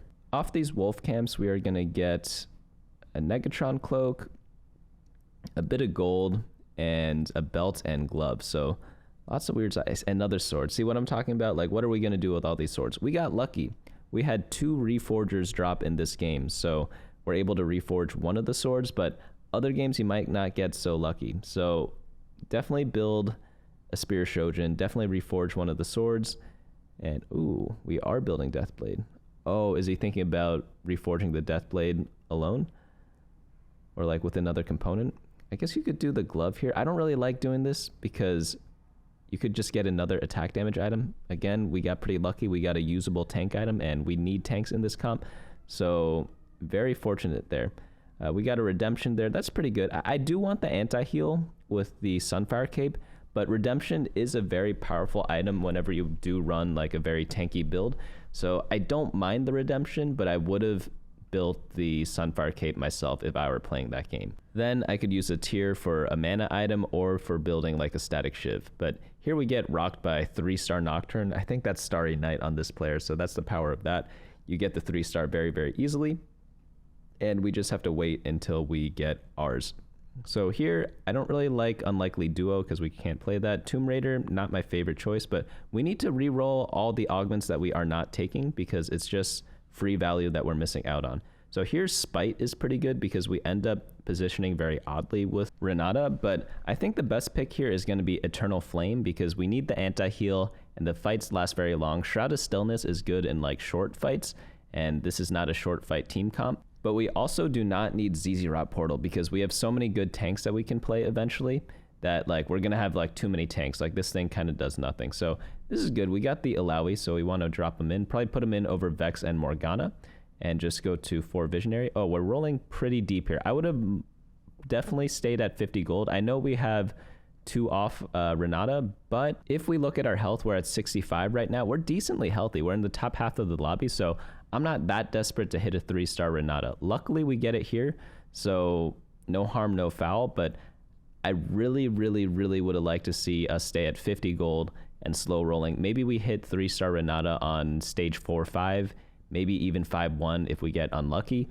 but it is what it is. We're in the position we're in now. We do get the 3-star Renata, and we're just going to drop in the Alawi and the Aurelia, get to 4 Sentinel, and then put the tank items onto our Alawi. But I'd say like the luck we have in this game is actually pretty high because we actually didn't get punished for a lot of the mistakes that we made. The only mistake we got punished for so far is misplaying in the early game to not get the win streak. But the item reforges have been really nice. Getting the Renatas has been pretty nice.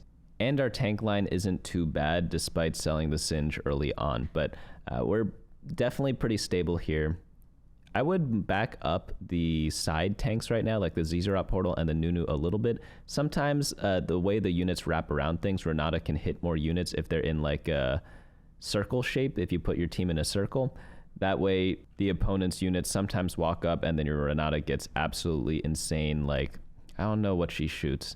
It's like twin hooks or something like that. I don't know what they're called, but they end up shielding a lot of people. But Renata Glass, you can see already, not that much damage despite having 3-star and the Archangel. We actually lose out to Kog'Maw. That's just stacks up on our team. So again, that's why we need the anti-heal to help out a lot with the damage. And yeah, we need a 3rd damage item onto her, but like that's not the player's fault because we just didn't see that many damage items. So what do we want here? Probably Ionic Spark would be pretty good. Sunfire Cape. Definitely want to finish up some of these tank items. Let's go for the Rod here. Yeah, we could use that to go for Ionic Spark. Pretty good stuff. My favorite 3rd item on Renata is got to be, what's it called? Nashor's Tooth. That way she's able to cast a lot more. Jeweled Gauntlet, I don't like this one at all. It's a similar reason to Hextech Gunblade. You can't crit on the shield portion, I'm pretty sure. You only crit on the damage. So you kind of waste a little bit of the value there. And again, we need Magic Shred, so Ionic Spark is definitely what I would have built instead. But it's not the end of the world, but it's not the beginning of it either. Let's go into the next round. We are facing off against, what is this? We have the triple 4 Deathblades. Why are they building so many Deathblades? It must be the sponsored Academy item, and that's what they end up getting. So they just have a lot of copies of that, and they want to build more of them to get the damage amp from it. But I still don't think that that's that worth it. Getting like 1 or 2 of them, perfectly fine, put them on different units, but just stacking them all up on one person just isn't that useful overall. But we end up winning this round because like we have our 3-star. This is when we're strong. I'm actually surprised we lost the other fight, but here we get to find a buff. So Magic Expert, pretty good because we do have a bunch of AP from the Archangel staff. You could settle for this, honestly. I don't think taking this is like, you can't argue too much against that. Mana ones are also pretty good. What else is nice? Like getting a tank one for one of your frontliners is pretty good. So while there are better choices than this, I think it's fine just to take because we're at 30 gold. It's like, yeah, it's perfectly fine to take this. You don't need a perfect anomaly every single time, just like how you don't need like a perfect augment every single time. So there's nothing to really complain about here. We are at level 7 now. We do want to push 8 to get in this Aurelia. So we just want to save up our gold and wait till then. We don't really have to do too much regarding our shop. We're facing off against a Nocturne reroll, it looks like, or an Automata reroll. I don't really know what this person's doing because they're level 6, no gold, 1-star Kog'Maw, 2-star Nocturne. So they must have done something wrong with their econ early on. They're also low health, so maybe they didn't stabilize. But that kind of is what happens. Like, reroll comps, they might be easy, but if you don't know all the timings, they could be a little tricky. But since everyone here is a very seasoned BunnyMuffins viewer, you already checked out the leveling guide either on the website or in the video, so you know how to do all the 1, 2, and 3 cost leveling patterns, and also how to do standard and fast 9ing.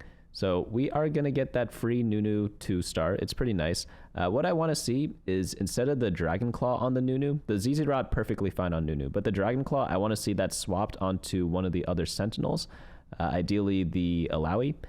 And that's just going to make our front line much, much more durable because Nunu is just a visionary. He doesn't have the bruiser buff in right now, so he's actually not that tanky compared to your other units. So what items do we want here? We already have 3 Renata items. We don't really have another damage dealer, so I want to see maybe like the Warmogs. Warmogs is really good in Sentinel builds. Okay, very nice. We could also go for the tier. That way we build Sunfire Cape and Adaptive Helm. I actually think that one might be the best option. But this one you can't complain about too much apart from putting it on the Nunu. Again, Nunu does not have the bruiser buff activated, so he's not that tanky. Even if he did, you're going Visionaries and Sentinels, so it's like he just doesn't fit the name in a lot of the cases. So that is another thing that I would have done differently. We're facing off against a Ziggs reroll. I really want to try this comp. I have not gotten a start for it yet, or like a setup for it yet, I think. But it looks pretty fun. Normally I just play Ziggs to go into regular Dominators, which is really nice comp to play, especially on this patch. But like Ziggs, just he's a fun guy, you know. He's just like a crazy dude, and you probably want to hang out with him on weekends, but probably not at work. We are going to go into the next stage. We don't really have that much to do. We could level up here, drop in the Aurelia. Actually, yeah, I'd like to see that. It only costs us, what, like 20 gold to level up? So yeah, level up here will be at 30 gold, which is perfectly fine. Normally, I say, like, if you can maintain 30 or more gold, you should pretty much always level up. But here, we're in the late game. We want to win a lot of these rounds, and we do get a pretty sizable power spike. The Rebel buff doesn't mean that much because all our Rebel units don't have any items, but the Sentinel buff, definitely really big. It's going to make our Rel much, much juicier. So we're facing off against a Nocturne and a Kali 3. I actually think we could win this one because Nocturne might get stuck on the Rel, which is deceptively tanky right now, especially if she keeps getting shielded up by the Renata. But maybe Renata just actually did enough damage this time and we're able to wipe out both the 3 stars. That's pretty nice stuff. Nunu not doing as badly as I'm making it seem, but again, I think the items are much more worth it on someone else. But yeah, Nunu definitely did his job there, didn't die, and held out for the Renata. So we're gonna level up now. Oh no, we're staying. Okay, come on, level up, level up. I believe in you. No, no, no. In the late game, try not to do this because you take like 15 life for every loss you take. So would you trade 15 life potentially, or even like 5 life if you get to kill a couple more units for 1 gold? I definitely think that's 1 gold that's very, very well spent. So we definitely need to level up, drop in this Aurelia, item remove the Nunu, and drop everything on the Alawi. And that would have been very ideal. One positioning mistake I'm seeing also is that we have Redemption, but we're not putting it next to our other tank. So I'd like to see the Rel and the Nunu next to each other, or whoever's holding our items. Like ideally it's not Nunu. And the reason why is because Redemption just heals people adjacent to it, and you don't want to heal your Leona because she's not that important because she doesn't have like super tank items. You don't want to heal the ZZ Rod thing because that's just like a random crapper on your team.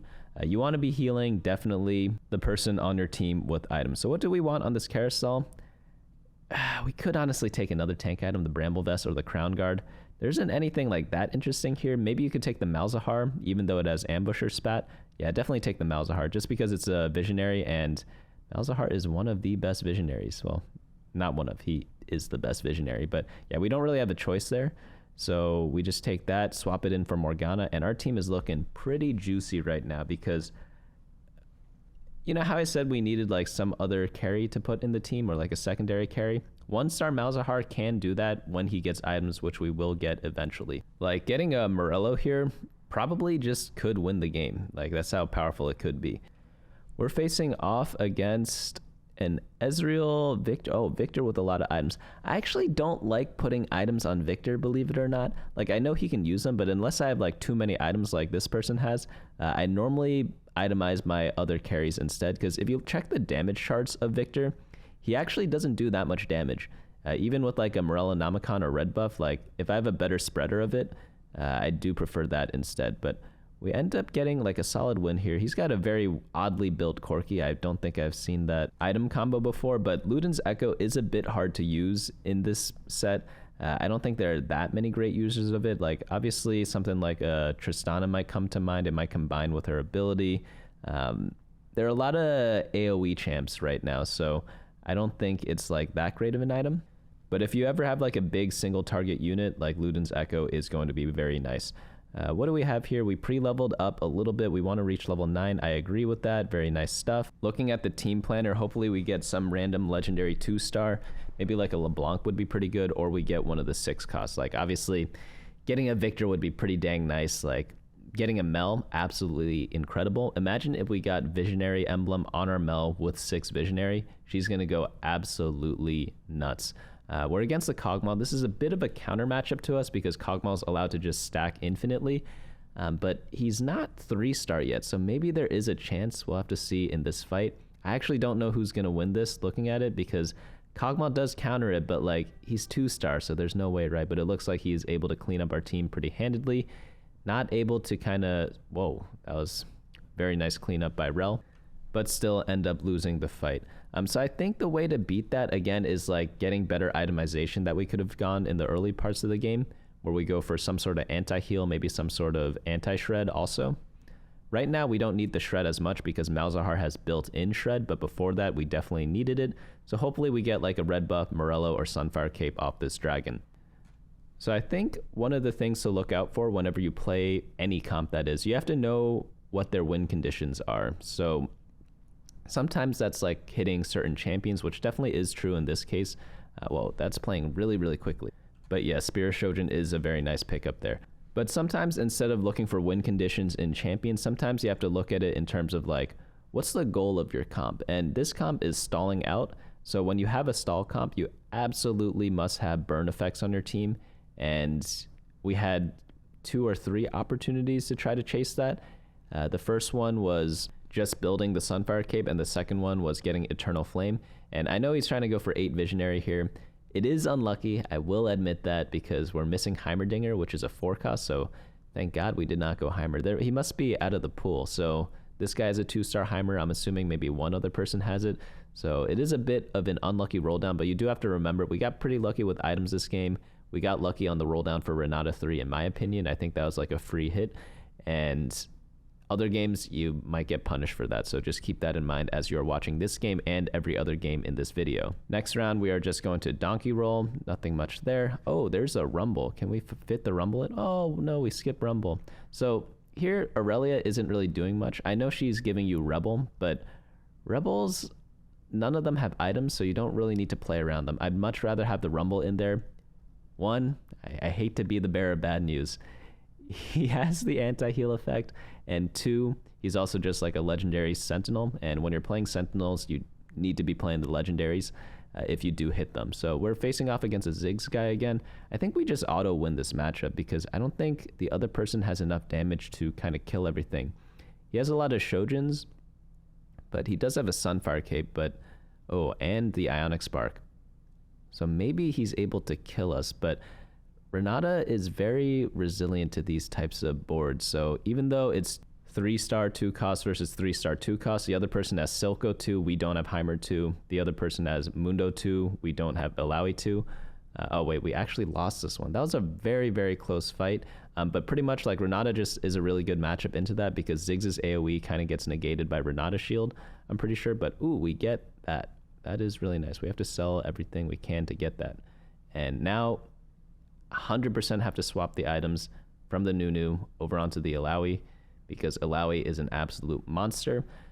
What I really don't like is that we use the removers so freely in the early parts of the game, but in the later parts, we're not using them as much. I do think the Jeweled Gauntlet is better on the Malzahar here, but I don't like splitting my items that much. In the late game, you need 3 items on your primary carry, and I would have preferred to see the Archangels on the Malzahar here or the Jeweled Gauntlet on the Renata and not move anything at all, because whenever you're playing TFT, I know you want like perfect items on everyone, but in the late game, you just have to settle for whatever you have, and in this specific case, like, we don't have enough items to go around for everyone, so we just need to stack one person. Okay, what can we get here? Please get the Sunfire Cape. Sunfire isn't that great in the late game compared to Red Buff and Morello, but ooh, we go for Ionic Spark there. So Ionic Spark, again, it is useful because it reduces magic resistance, but Malzahar has that built into his kit.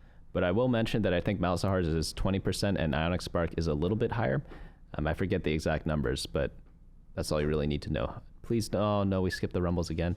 See, we would have had Rumble 2, and that would have been much more powerful than like Leona, the Aurelia, things like that. So always look out for ways to upgrade your board. Even this Morgana is doing nothing, so we could have played like Rumble as the 5th Sentinel, and that would have been better than having the 7th Visionary in Morgana. Obviously, I know he's looking for Heimerdinger, but we can't tunnel vision too much into one thing. We still have to look at everything else that's going on and try to take like a bird's eye view of things that are happening. So again, like, move the items. We use the remover very aggressively in the early game and even in the late game because we moved the Jeweled Gauntlet off of Renata onto Malzahar, but we're not using it aggressively on the Nunu. I think the reason why he has the tank items on the Nunu is because Nunu's a Visionary, so he might be thinking, hey, I'm going really deep into Visionary. I have to itemize all the Visionaries, which is true in most cases, but this is one of the exceptions here. But overall, like, not too bad, but we can all see how little mistakes really do add up. All right, let's head into the gold game now. So pretty much the difference between silver and gold is that gold players, they typically have a better grasp of the meta. Maybe you have like maybe 20 plus games into the set. Normally in silver, we saw a lot before, a lot of major mistakes, I would say. Like, they might not seem like that much, and that's still going to happen in gold, but much, much less. For example, in terms of team composition knowledge, it's going to be typically a lot higher at gold. So one example is I barely had any video submissions for silver and below, but for gold, platinum, especially platinum and emerald, lots of video submissions there. That's typically most of the people who watch guides. So we're going to start to see the beginning of a guide watcher in gold, essentially. But here we get the Vi Galaxy again. So what I want to see in this game, and this is another viewer game, I want to see people thinking a little more whenever they pop the item anvil. I know we're aiming for specific items, but when you have 2 of them, you have to finish everything in your item bench. So you don't want to just get perfect items. You want to get I'd rather have 2 very good items rather than 1 perfect item and 1 unbuildable item. So keep that in mind whenever you do pop the anvil. Like, I'm not saying spend the whole 20 seconds or however long it lasts to pick your thing, but my editor who submitted the game before insta-picked everything, every anvil, and I thought that was a little too fast, you know, maybe at least like 3 seconds, you know, and that's, I'd consider like the minimum. Like, normally it'd be maybe 5 to 10. So we get a belt and sword here. We pick up the Vex 2. That's very nice. And very similar start to the previous game, honestly. Are we even watching a new game? Of course we are, because this is going to be a game in a slightly higher rating, but we have the Vex 2 and the Renata. So let's kind of see the difference between what a gold player and what a silver player kind of navigates this type of start. Because literally, same galaxy, very similar start. A bit different on the items from what I remember, but let's see what drops here. In the item shop, we might want to pick up the Lux and the Zyra. Normally when you go Visionary, sometimes you get a bunch of Sorcerers and you build the same item, so you could kind of switch to it depending on what you upgrade. But here comes a very critical point. You could do no scout, no pivot Renata right now. I think that actually would be a pretty decent option. Law Enforcement, we don't really have any Enforcers, so that one I would re-roll right away. Warpath, if you can win streak, like, it's pretty usable. So we get Slammin' Glass Cannon. Probably reroll Warpath. We're not that strong, and Slammin' is such a... Ooh, okay. So I'm not saying this is completely wrong, but I would prefer to see one tank upgrade and one damage dealer upgrade before taking that, and we only had the damage dealer upgrade. And Vex honestly isn't that good in my opinion. And in this item anvil, we go for a Negatron cloak, probably for the Ionic Spark is what I'm guessing, but I would have actually liked to see a bow there for a Gnasher's Tooth. And here, probably just go Rod if we're going AP, but he actually goes for a sword. That's weird because the game's name is Visionary Black Rose, but we have 2 swords now. So I really wonder what the thought process was behind taking those items. I think, again, we might have fell into the trap of picking the items a little too quickly, because if you have a Vex 2 or any unit that's 2-star in the early game, you absolutely have to build items for them, even if you want to play a different comp. Like, clearly, this person wants to play some sort of attack damage comp, and you just don't have the start for that. So unlucky, unless you are truly a one-trick, which I don't really know. Maybe they are a complete one-trick, but then they built the Morello, so I don't really know. But we always have to build items for the units that we actually have, and we just wasted one of the anvil, so we're already behind this game. So again, you could see how things can get out of hand really quickly by minor mistakes here and there. I'm not saying he would have won the last round or lost the last round for sure, but sometimes it's not about winning or losing the first round. Sometimes it's about setting up the future rounds, and right now, not the best setup for Visionary Black Rose, which is what is in this person's team planner and is what the title of the video is. So when you play Black Rose, you are playing a lot of ability power champions. By the way, his team planner does look pretty correct. You could always pick up the most updated team planners on bunnymuffins.lol/meta, click on the team compositions, and then go to the image on teamfight.lol. There's a little copy button you could paste into your team planner, so that's kind of a useful feature. But whenever you are going for visionary boards or anything with Black Rose, it's typically ability power heavy. So even without looking at his items on his bench, you typically want to pick every tier and rod that you can find from those item anvils, and worst case, pick up like a tank component for one of your frontliners. So here we lose 2 in a row.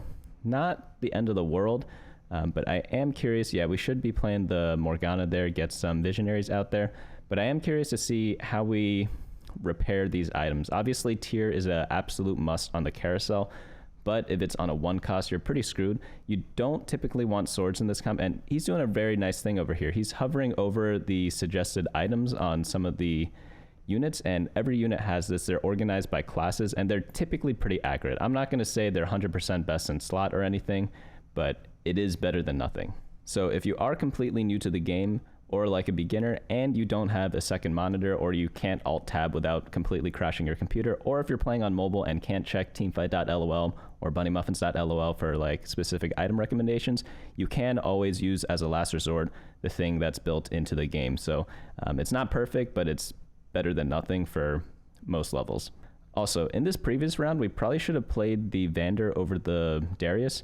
Vander's a 2-cost unit, Darius is a 1-cost unit. Typically when that happens, they're both watchers as well. You want to put the most expensive unit in. The only time I would keep Darius in is if he's 2-starred, which it is easier to get because he's a 1-cost unit, but not the case here. But here we want to grab the tier. It's on a Swain. That's actually absolutely perfect. Oh, no. See, again, when you get Negatron. Okay, I would have went for a Rod here. Rod can build Hextech Gunblade, Archangels, Ionic Spark, probably a bunch of other items that I'm missing here. So we definitely want to go for that. And we do see that we are being contested. So that is a little unlucky. I know this player lost the 50-50 and there was only 1 tier on the carousel, but you know, that's sometimes how the game works. You get unlucky sometimes and you have to learn how to deal with it. That's why the mistake before of taking another sword off the anvil is really punishing, because had we got lucky like we did last game, we wouldn't even think about that mistake. Like, that mistake probably didn't even matter. But in this game, it really does matter because we did not get that tier, and now we have 2 swords that are doing nothing for us for probably a couple more rounds. So despite this game and last game being pretty similar, it actually shows a very good comparison of what it looks like when you make a mistake, when you get lucky, and when you get unlucky. And you can see exactly how punishing it can be. And if you're facing better and better opponents, you get punished even more. So the person who he's facing is the other guy that got the thing off the carousel, I believe. I think this is the other person contesting him, right? And lucky for us, it looks like the other person has Cluttered Bench, which is the augment where you get XP based on having a full bench. You get 3 extra XP every single turn. but it doesn't look like he's using it. So if you are on the other side of the game and we're looking at your mistakes, it's okay. Like, you forget to use your augment. I forget to use my augment sometimes. There's even a time, and long-time viewers of the channel know this, where I was getting coached by the rank 1 player at the time, and he's still like top 5 right now, I believe. And we forgot to use one of the augments for like 2 stages as he was actively coaching me for a video on my YouTube channel. Mistakes happen, we all get it, but you need to try to minimize them as much as possible. That other player probably going to get pretty punished from that. Oh no, are we re-rolling right now?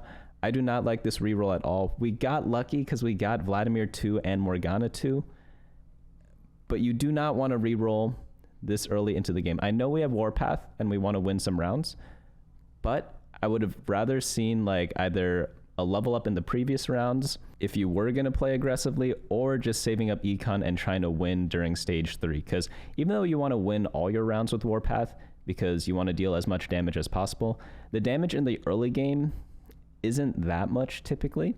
So winning these rounds, while nice, isn't like absolutely important if you're griefing your econ for future rounds. And you can see right here, we rolled, we hit, and still lost, even though we had items on Vladimir specifically, which is a 2-star 2 cost, which should be like a very good thing, right? However, we're level 4, we're facing someone who's level 5, and we have 2 unbuilt item components. So that's where things go pretty wrong. But this game is salvageable. I'm not gonna lie, it looks pretty bleak. If I was playing this on like a higher level account, the game might be over already. I'd be playing for like a 6th place at this point, but it is TFT, anything can happen. So if we hit all our units without rolling, like we'll be back in the game. But I don't like relying on that whenever I play TFT. So unlike last game where the mistakes I don't think mattered that much, this game they definitely mattered a lot. And we for sure want to sell this bench to make econ because none of these units really fit any of our team comps. And we also want to pick up these Renatas because Renata is a visionary. It's a solid upgrade over what we have right now. Even the Swain's really good because Swain gives us Sorcerer for Vladimir, and Swain also complements a lot of different units as we level up. Okay, are we doing Visionary reroll? Are we doing Morgana reroll?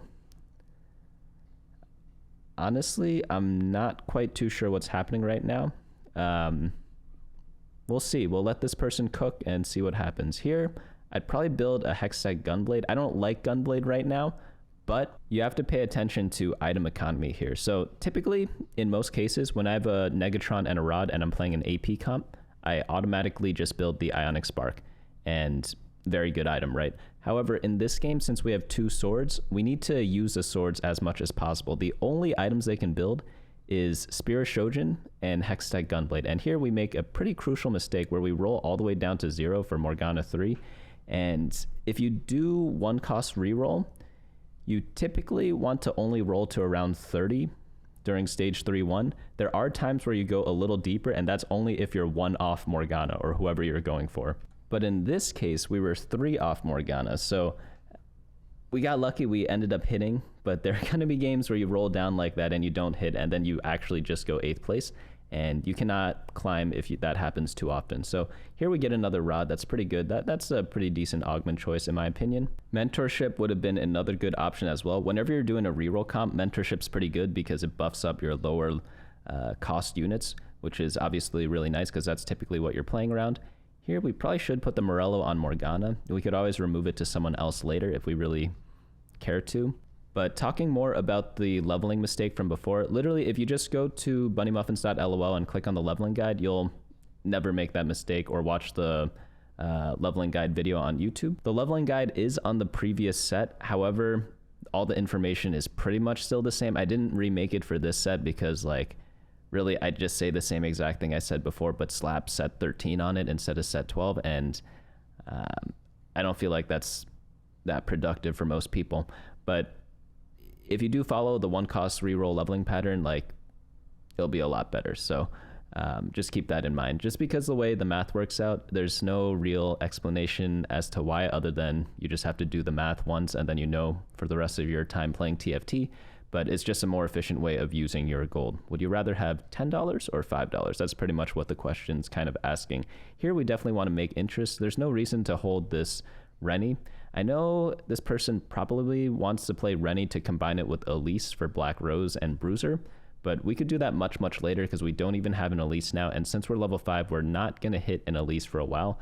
We really need to just make Econ. So we just lost 1 gold there because we could have sold this extra Morgana plus the Rennie to make 10 gold last turn. So you could see already, like, mistakes happen at every level, but sometimes the amount of mistakes versus the gravity of the mistakes is what kind of separates people in different tiers. In this one, we could see probably like a medium-sized mistake in every round or every other round, which definitely does add up a ton. Luckily, since other people are also making the same mistakes, because you are playing against people your level at all times, we're still in the middle of pack in terms of HP, but our econ's pretty low right now. I'm hoping this warpath gets us some pretty big rewards and we can activate that pretty soon. But honestly, this Morgana isn't too bad. I typically do not play Morgana reroll. In fact, I don't think I've ever played it in my life before, but there are times to probably go for it. But with this specific item combo and this specific start of the game, I don't think it was the best option. But if we had many more Morganas and like a Spear Shojin to build right away or a blue buff, then sure.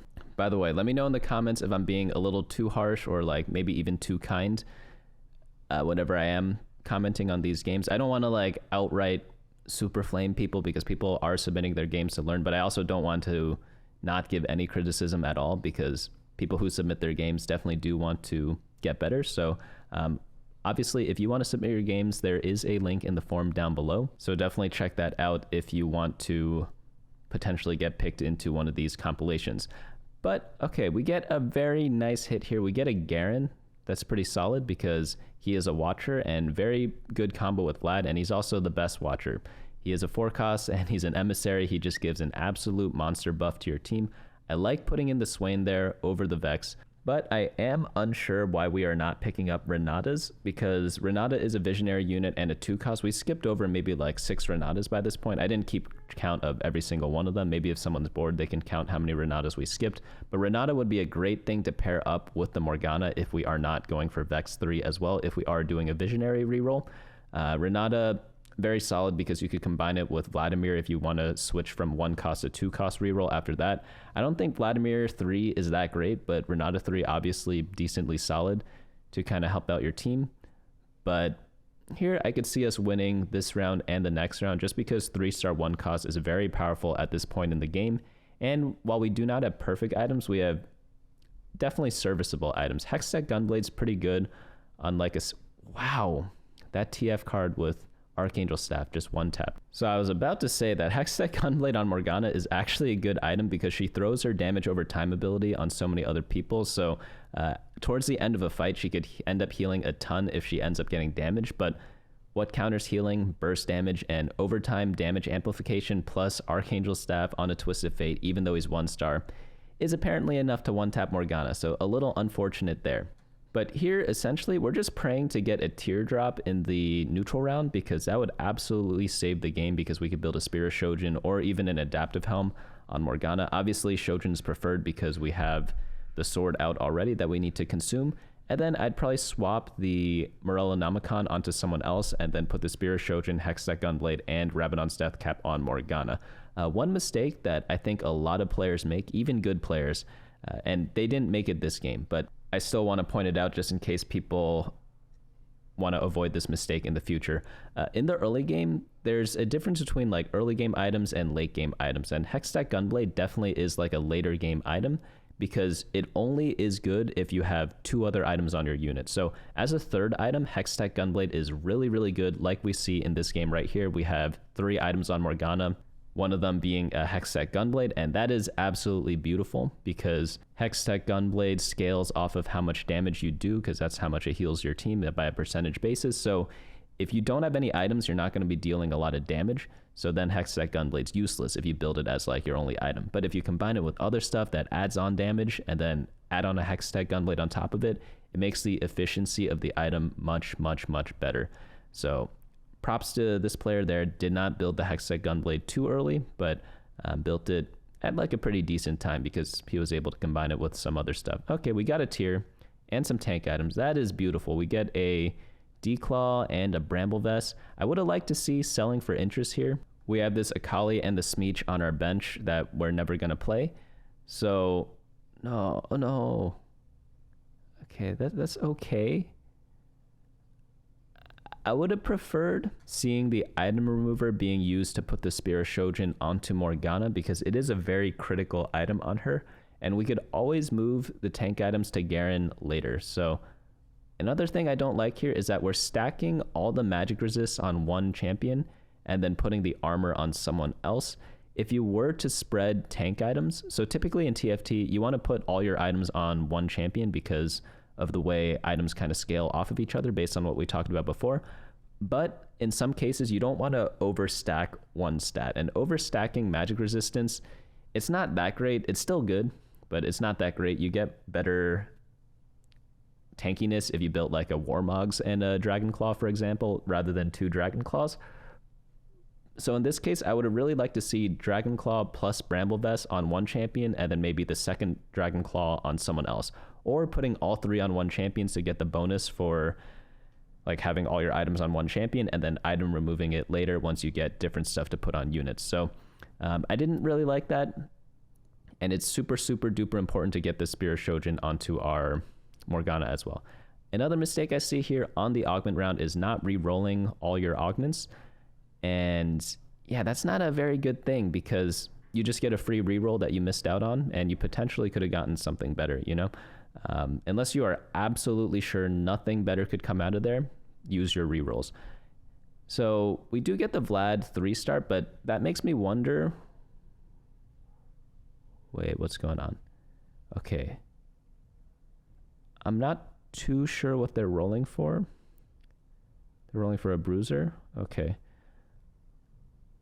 So I would have just leveled up there and not rolled if I had a unit to put in, but we probably could have held off on it. And another thing I wanted to touch on before with the item remover, if we were going for Vlad 3, which clearly this player was going for Vlad 3, we need items on our 3-stars, you know? Whenever you're playing a game, whoever is your most upgraded unit, those are the units that typically you need items on. And we removed an item off of Vladimir for a 1-star Garen, which doesn't really make sense if we were going to be playing around Vladimir. Keep in mind, I'm not a huge fan of Vladimir, but I just wouldn't have gone for him 3-star in general. And then we use another roll here at level 6. I really don't know what we're looking for at level 6. Are we looking for a specific 2-cost unit? Because I didn't see anything in his team planner that would kind of relate to that. So if you were going for Cassiopeia, for example, you want to roll at level 7 because she's a 3-cost unit. Typically the best champions to, or the best levels to roll at for each champion is for 1 cost, it's level 4 and 5. For 2 costs, it's level 6. For 3 costs, it's level 7. 4 costs, level 8. And 5 costs, level 9 and 10. So this is all covered in the leveling guide. So if you're having trouble or like don't know when to roll, you need to check that page out on the website. It is updated for set 13, but the video, as I said before, is the set 12 one, but all the information is still very, very, very relevant. So you could watch it, just forget the stuff I talk about with like the charms or whatever, and every other thing is the same. But like all things considered, we are in the top half of the HP leaderboard. We don't have much gold. We're not that high level, so we do have to win all these rounds that are coming up. We're really looking out for stuff like Malzahar, LeBlanc, Elise. So we need to level up for that. But here I'd like to see maybe some damage item, but we don't really have too much. Maybe grab the bow or the belt. Belt's good for Warmogs for Garen, and bow I would use to build like a Nashor's Tooth on the back line, because I would like to see a secondary carry to help this Morgana out, maybe like a Malzahar or Heimerdinger later on. But we don't have that luxury yet because we don't have enough items. And let's see what we have. Yeah, we just have the belt. Drop it on Garen, sure. We need like 3 item removers. It's going to be really hard. I don't think we could actually move the items to the champions that we want, because we actually could have had a pretty decent game despite all the setbacks earlier on if our items were perfectly on the correct champions. Like we need 3 tank items on Vladimir. We need the Shojin on Morgana. And Morgana's like a decent user of the Morellonomicon because she hits different targets after each cast, but she applies it kind of slowly. So someone like Malzahar would be much, much better with it. And Right now, Cassiopeia isn't that bad because she kind of hits 3 different targets every 3 casts. But Morgana's not too bad. But Spirit Shojin would accelerate her like damage a lot more than anything else could right now. Right now, we are facing off against someone with Swain 2. They have a Zoe in the backline. Are they going Sorcerers? Sorcerers isn't really that great of a comp, and this person has Clear Mind as their augment, I believe, and they have units on their bench. So again, forgetting to use augments, not a good thing at all. So I guess one thing to keep in mind whenever you are playing is don't sweat it too much if you make a mistake, because other people are going to be making mistakes as well. Slow Cooker, I don't know how it is on Vlad 3, but typically on tanks it's pretty decent. And we're rolling a little too quickly right now. I think Avarice Incarnate might have been pretty takeable. It gives damage amp to your Morgana, which she doesn't really have any of that right now. And we don't have that much gold, and it gives a little bit of gold, so it is pretty useful in that way. We should also pick up the chest. I believe that's our war chest, and see what we get. But this one on Garen's okay, but Garen's 1 star right now, and we're level 7, 30 gold, 1 copy of Garen. We're probably not going to hit Garen 2 for a while, so you need to put your upgrades on your upgraded units. Oh, see, we need to pick that. We could have put it on Malzahar, get like a thing on Malzahar, and Malzahar could have been an absolute animal. And we actually get really lucky here because we're going Black Rose, and we got a 2-star Elise and a Malzahar. So this came... No. Okay, I know Thieves' Gloves is great on Elise, but getting the Archangels would be absolutely bonkers for the Morgana or for Malzahar, because you have a very decent front line, so we just need a little bit more damage to kind of fix everything. But at least the idea is right here. Thieves' Gloves is very good on Elise because you could always swap her between frontline and backline. So no matter what items you get, Elise can make pretty good use of them. The only bad things is attack damage items, but you know, it is what it is. Most of the times you are going to get tank items or AP items, and Elise is going to be fantastic with that. So it's still a good choice. I'd give, like, if I were to grade a report card on the item choice there, I'd probably give it like a B. So it could have been better, but at least it wasn't like really damaging. So we get this Malzahar in here. We need like 10 item removers now. I want the Spirit Shojin and the Morella Namicon on this Malzahar. That would be an absolute dream, because even though he doesn't have an anomaly, even though he's only 1 star, the way he spreads his spell is just so... It spreads harder than any disease known to mankind. Like the Black Plague has nothing on Malzahar's stuff. So yeah, combine that with Morella Burn, no one's going to be living after that. So let's sell this stuff on the bench. We don't need all these legendaries because they're not too relevant. So, I mean, I guess we're not losing any interest by keeping them on our bench, but previously we did fall to that mistake. We get a, Nasher's Tooth, but it's on our Garen, so we can't really build that. Giant Slayer is good enough, right? We also have this thing. Okay, I'd like to see a redemption on Garen. Or actually, no, Shojin good too. Okay, item remove the Garen, build Nasher's Tooth on Malzahar, and then next stage, if we can live that long, drop the Morello onto Malzahar, and then we'd be very, very good spot, in my opinion. So hopefully we see that coming up in the next round, because yeah, like that belt's not going to turn into anything else.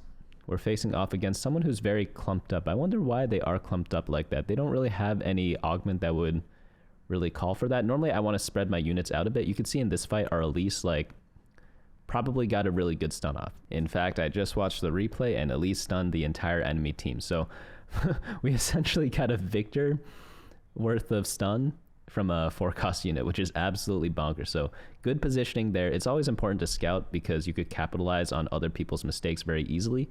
But here we need to use the item remover, build the Nasher's Tooth, drop that onto our Malzahar, and you'll see Malzahar's going to do absolutely disgusting stuff with this item combo.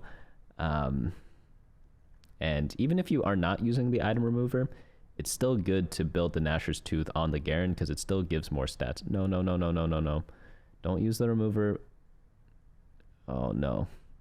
I'm afraid they're going to use the remover on the Cassio and then put it on the Heimerdinger because Heimerdinger's 2-star. And I can see the logic in that. In most cases, it would be fine. But if you only have one item on Heimerdinger, even if he's 2-star, he's not going to be adding that much damage to your team. So I just would kind of avoid that at all costs. In fact, another play to consider is not even item removing the Garen, it's to item remover the Morgana, and then put all the items onto Malzahar, like the Morello and like the hat or something like that.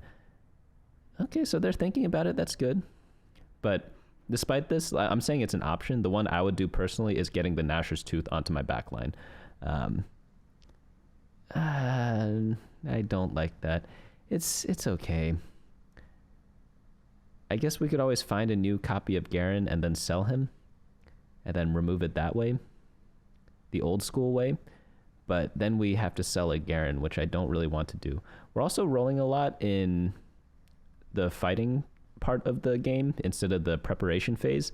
And I don't really like that because you don't really get value out of it. You might as well wait till the next turn to do that. And here we can make interest again by selling the left part of our board. Every champion except for Malzahar, we're not going to be playing. So I would like to see that as well. Because we missed out on a lot of gold this game by not making interest. So it's just something to keep in mind whenever you are playing. So on the carousel here, obviously we are looking for damage items. So my mind is going to go to the blue buff or to the jeweled gauntlet. So only option left is the jeweled gauntlet. So that's going to be pretty good. Probably drop it on... Honestly, I don't really like jeweled gauntlet on Malzahar. I'd probably put it on the Heimerdinger at this point because Malzahar is really useful in spreading his AoE, but in terms of like raw damage, he does do solid damage. I'm not gonna beat around the bush here, but his main damage comes from like casting a ton and spreading Morello. So the dream build for Malzahar, in my opinion, would be something like a Shojin, Nashor's Tooth, and maybe like a red buff. Morello's good too instead of red buff, but I think red buff's going to be a little bit better because it gives more attack speed so that he casts more. But definitely Shojin plus Nashor, and then some sort of anti-heal item. Stuff like Jeweled Gauntlet, Archangel's Hat, like, yeah, it's good on him. You're not going to lose the game because you put it on him. But if I had to handpick my items, I'd kind of pick that.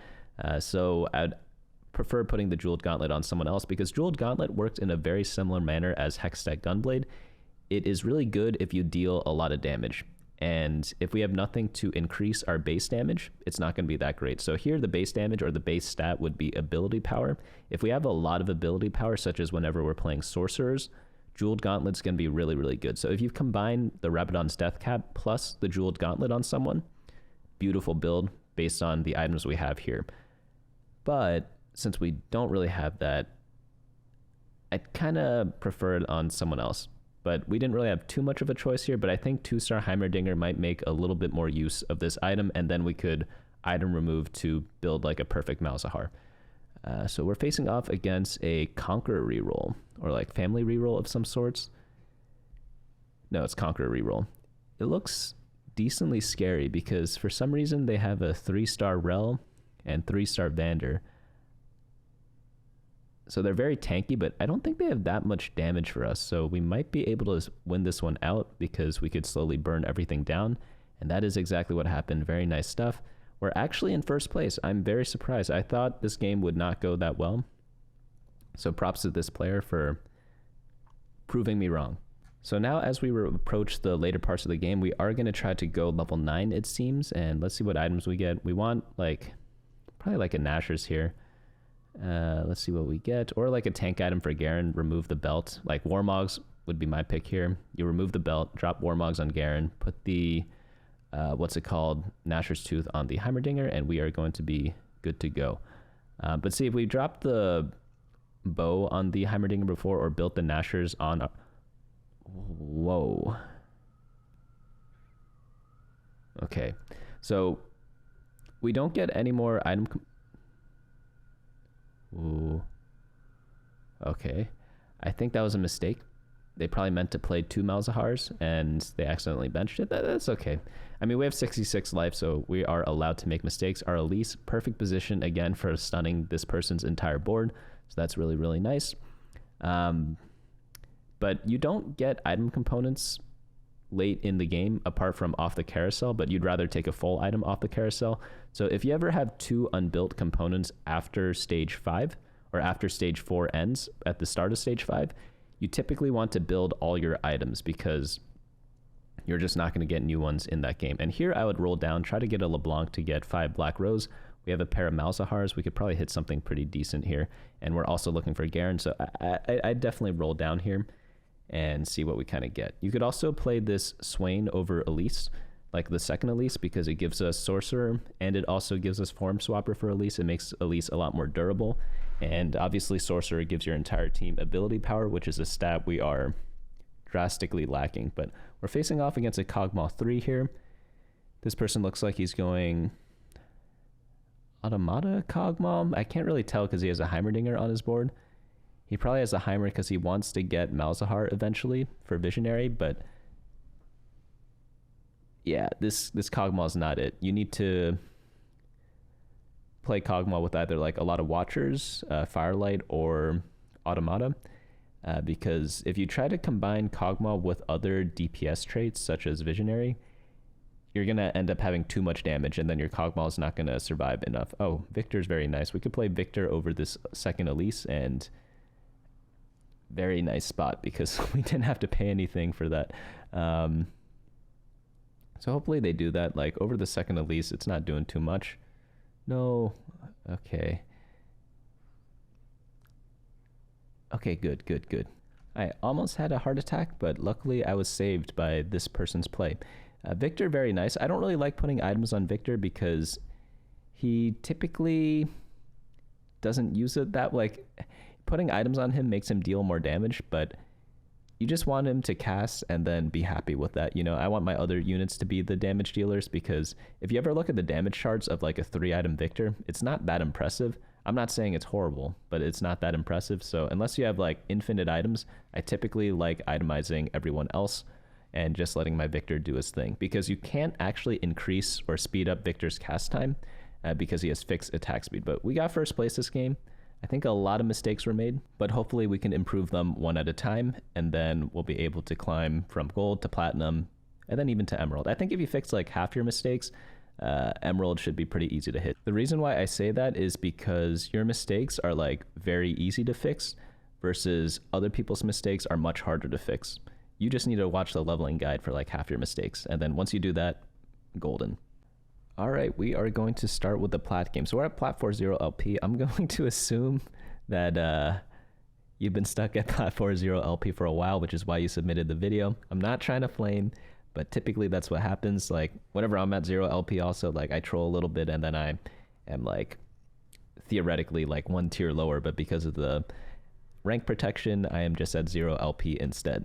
But based on the load screen, it looks like a legit plat game. Everyone here is plat at least. So let's see what kind of goes on there. So we are going to start off with Heimerdinger, so we get a prismatic thing.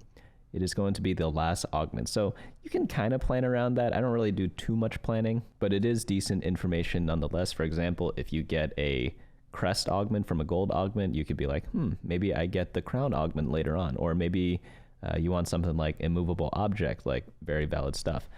So we get a gangplank here. So one mistake right off the bat, I don't like putting my 3 costs in the early rounds because there's some cases where you want to sell them. And we have this beautiful pair of Dariuses here that we could play as 2 things instead. And then we could potentially like add in the Draven to play some Conquerors. That way we could leave the gangplank on our bench just in case we need to sell them for interest if we do happen to make it. So we could have made interest here if we sold the Gangplank, Zyra, plus the 3 things on the right if we did not want to keep them. In this case, I probably would not have kept them. I would have just kept the Dariuses and the Draven, maybe try to go for some family start. So a pattern I am noticing in all the games is that mistakes start happening very early. We're just like down 1 gold, in my opinion. And while that might not seem like that much, over time it builds up because getting to your first interest makes it easier to get to your second interest. So losing 1 gold very early in the game may as well cost you maybe like 5 to even like 10 gold. I don't know what the exact estimates are, but then you combine that with other mistakes that cost you 1 gold here, 1 gold there. You could easily just be down like 20 to 30 gold by the time you reach your like stage 4 roll down when you're trying to stabilize. So all those games where you don't know if you're going to hit or not, you could just be 20 gold off and where you should be. So here we reroll Sork and we reroll no scout, no pivot. Yeah, that's fine. Like I could do no scout, no pivot if we're hard forcing family, but we don't have any violets. I'd also reroll salvage bin here. You have to reroll all your augments. Think of it as just finding like a free dollar bill on the ground. Like it's free, so just use it, because the past 3 games, like everyone didn't reroll all their augments, you know? So here I'd probably go for sword or glove, go for some AD start. That'd be probably pretty solid. Belt could be usable too, but it's reliant on Garen, and we already have a chain, so we have some tank items. So yeah, glove's perfectly fine here. So we have a couple of different options. We could build the Hand of Justice right away. A solid item overall, works on a lot of different melee units, for example. You could also wait 1 turn, get a Thieves Gloves, because we're going to get another glove later on. We're actually going to get 2 more. So you could build the Hodge right away and then build Thieves Glove with the next 2 gloves that you get from this augment. Both are probably fine to do. If you are feeling a little lucky, you could also greed the gloves and go for an IE Last Whisper and go some sort of attack damage build. Maybe like a Corki build could use that. And then of course you still have the Hand of Justice for Mbessa if you want to do the Corki Emissary comp. So there are multiple viable things to do in my opinion. A lot of people think there's only like one correct play in TFT, which if you are a computer, it is true. There probably is only one correct play in every instance of TFT, but since we're not computers, we're humans, we have to stick to what we know, what we're comfortable with, and using that, we could kind of guide where we take our play. So if you really like the Corki Mbessa comp and you don't know how to play any other comp, like obviously you're going to slam the Hand of Justice, you could probably slam the Thieves Gloves for someone else, and then for you specifically, that might be the best play. But if you don't know how to play that comp, then that would be completely stupid to do, you know? Based on the team planner, it looks like we're going for some sort of Quick Striker build. So I'm going to have to disagree with this pretty heavily, because Quick Striker revolves a lot around Nocturne. And with Nocturne, you only want to go for this comp heavily if you can get an artifact item.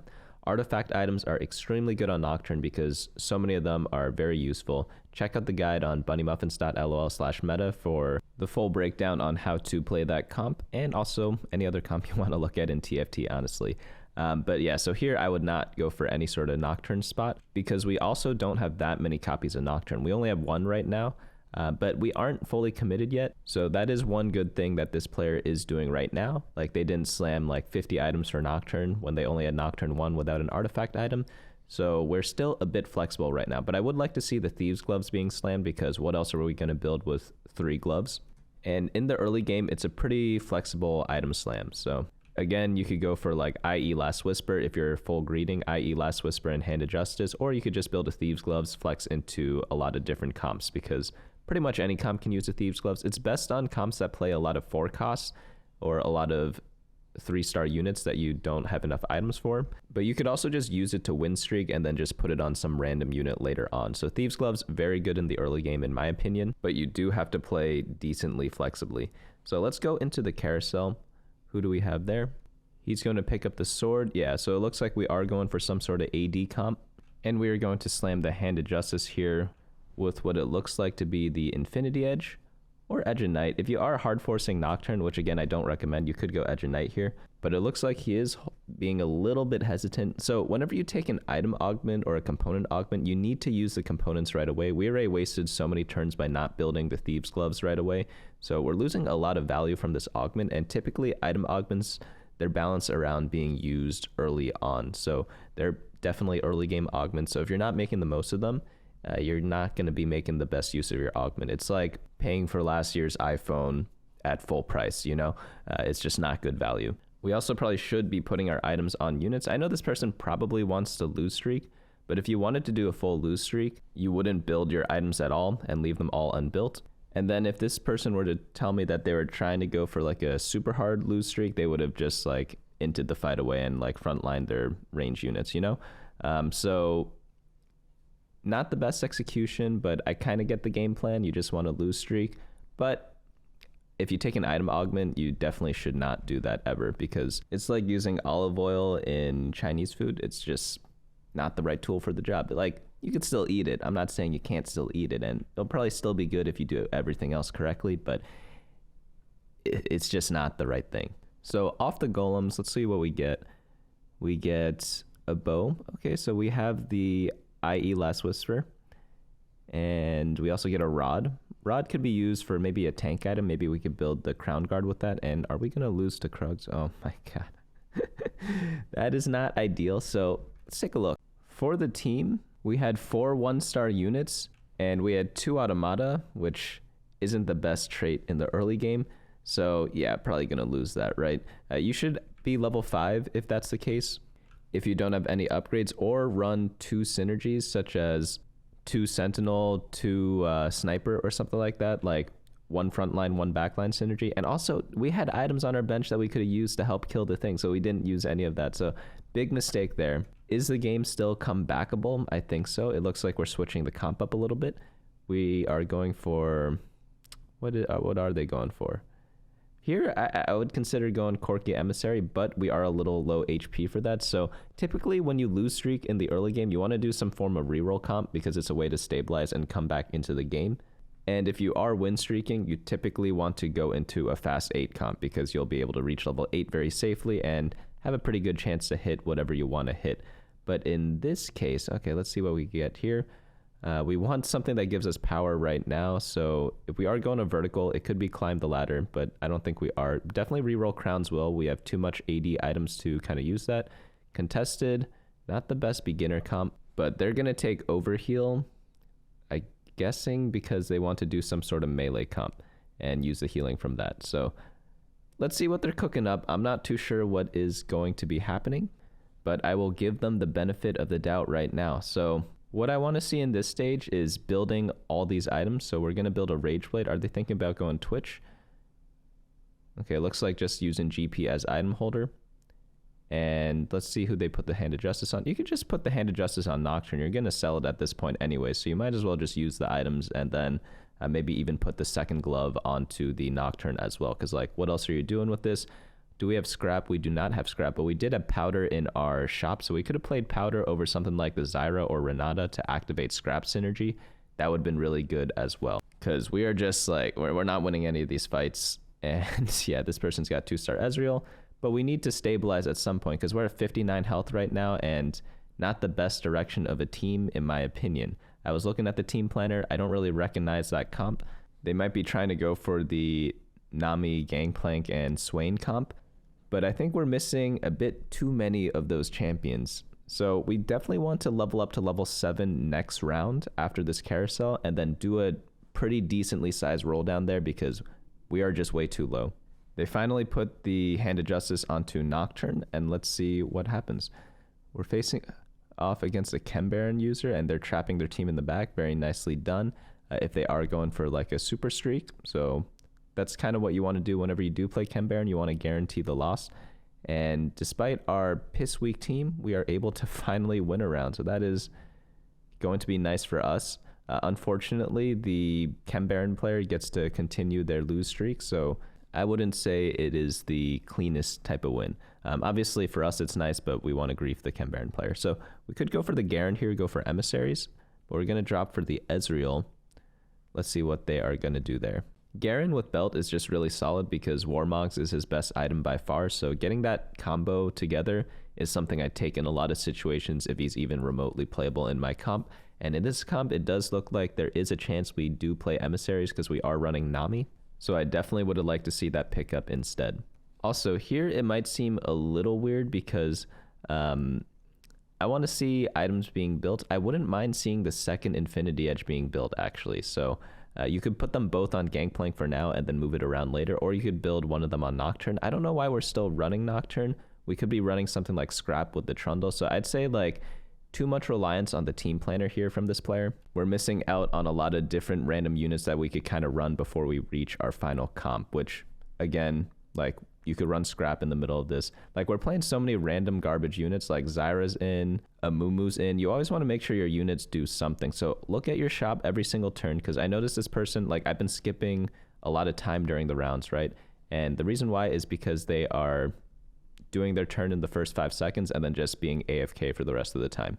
And I don't know why we're rolling here, because we're right before the neutral round, and if we want to roll, we should have done it on stage 3-5. Just level up to level 7 a little early and then roll down to maybe like 20 gold or 30 gold.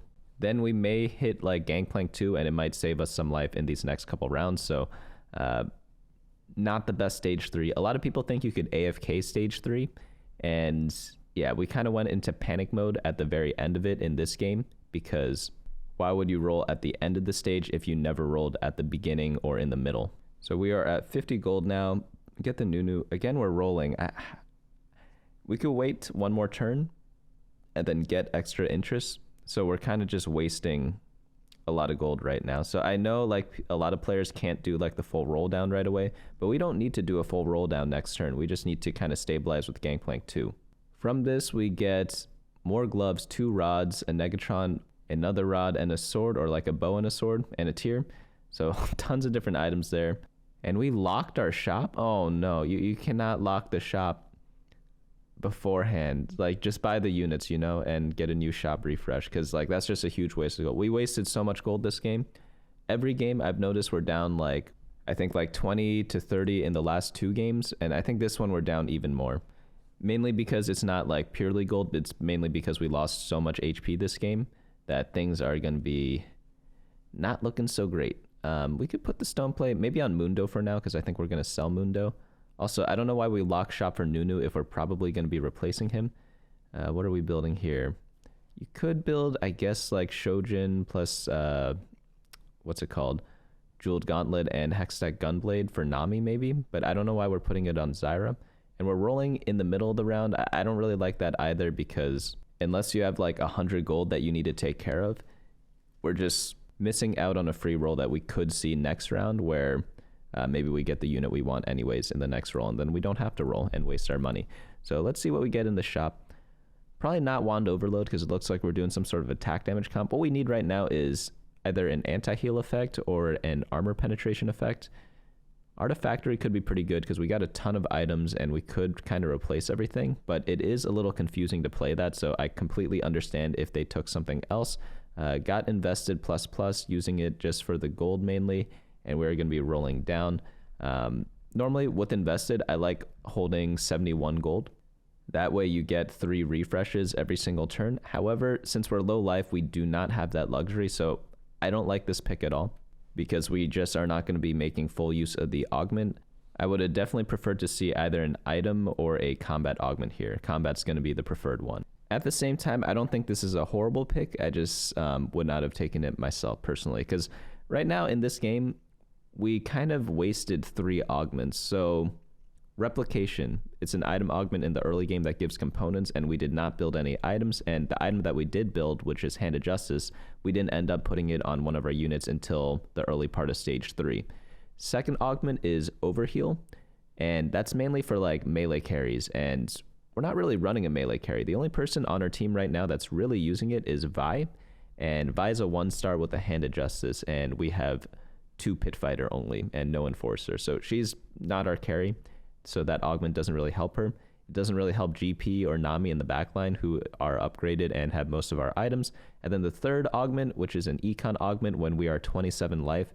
Very risky to take when this Econ augment wants you to spend as little gold as possible so that you get a lot of free rerolls. So the execution of this game, it's like kind of in opposite order. And I get if this happens because RNG got you. Like if Mortdog wants you to have a bad augment game, sometimes he does make those scenarios happen. Sometimes he gives you only combat augments in stage 2, whatever augments in stage 3, maybe ones you don't want. And then in stage 4, maybe they only give you like econ augments or something like that, especially when you don't need the econ. Like sometimes Mortdog does do that to you. But in this case, we had a lot of other different options that we could play, and a lot of different ways to play with what we took. Luckily, we are winning some of these rounds, so that is pretty nice. I know there's this overlay up there. In the future, I'm not going to review any games with an overlay. I just didn't realize by the time I got to like stage 2 of this game. But I am not a fan of overlays right now, so if you want your game recorded or reviewed by me in the future, if there's an overlay, I'm just going to skip over it. This is going to be the one exception, so just one thing on that.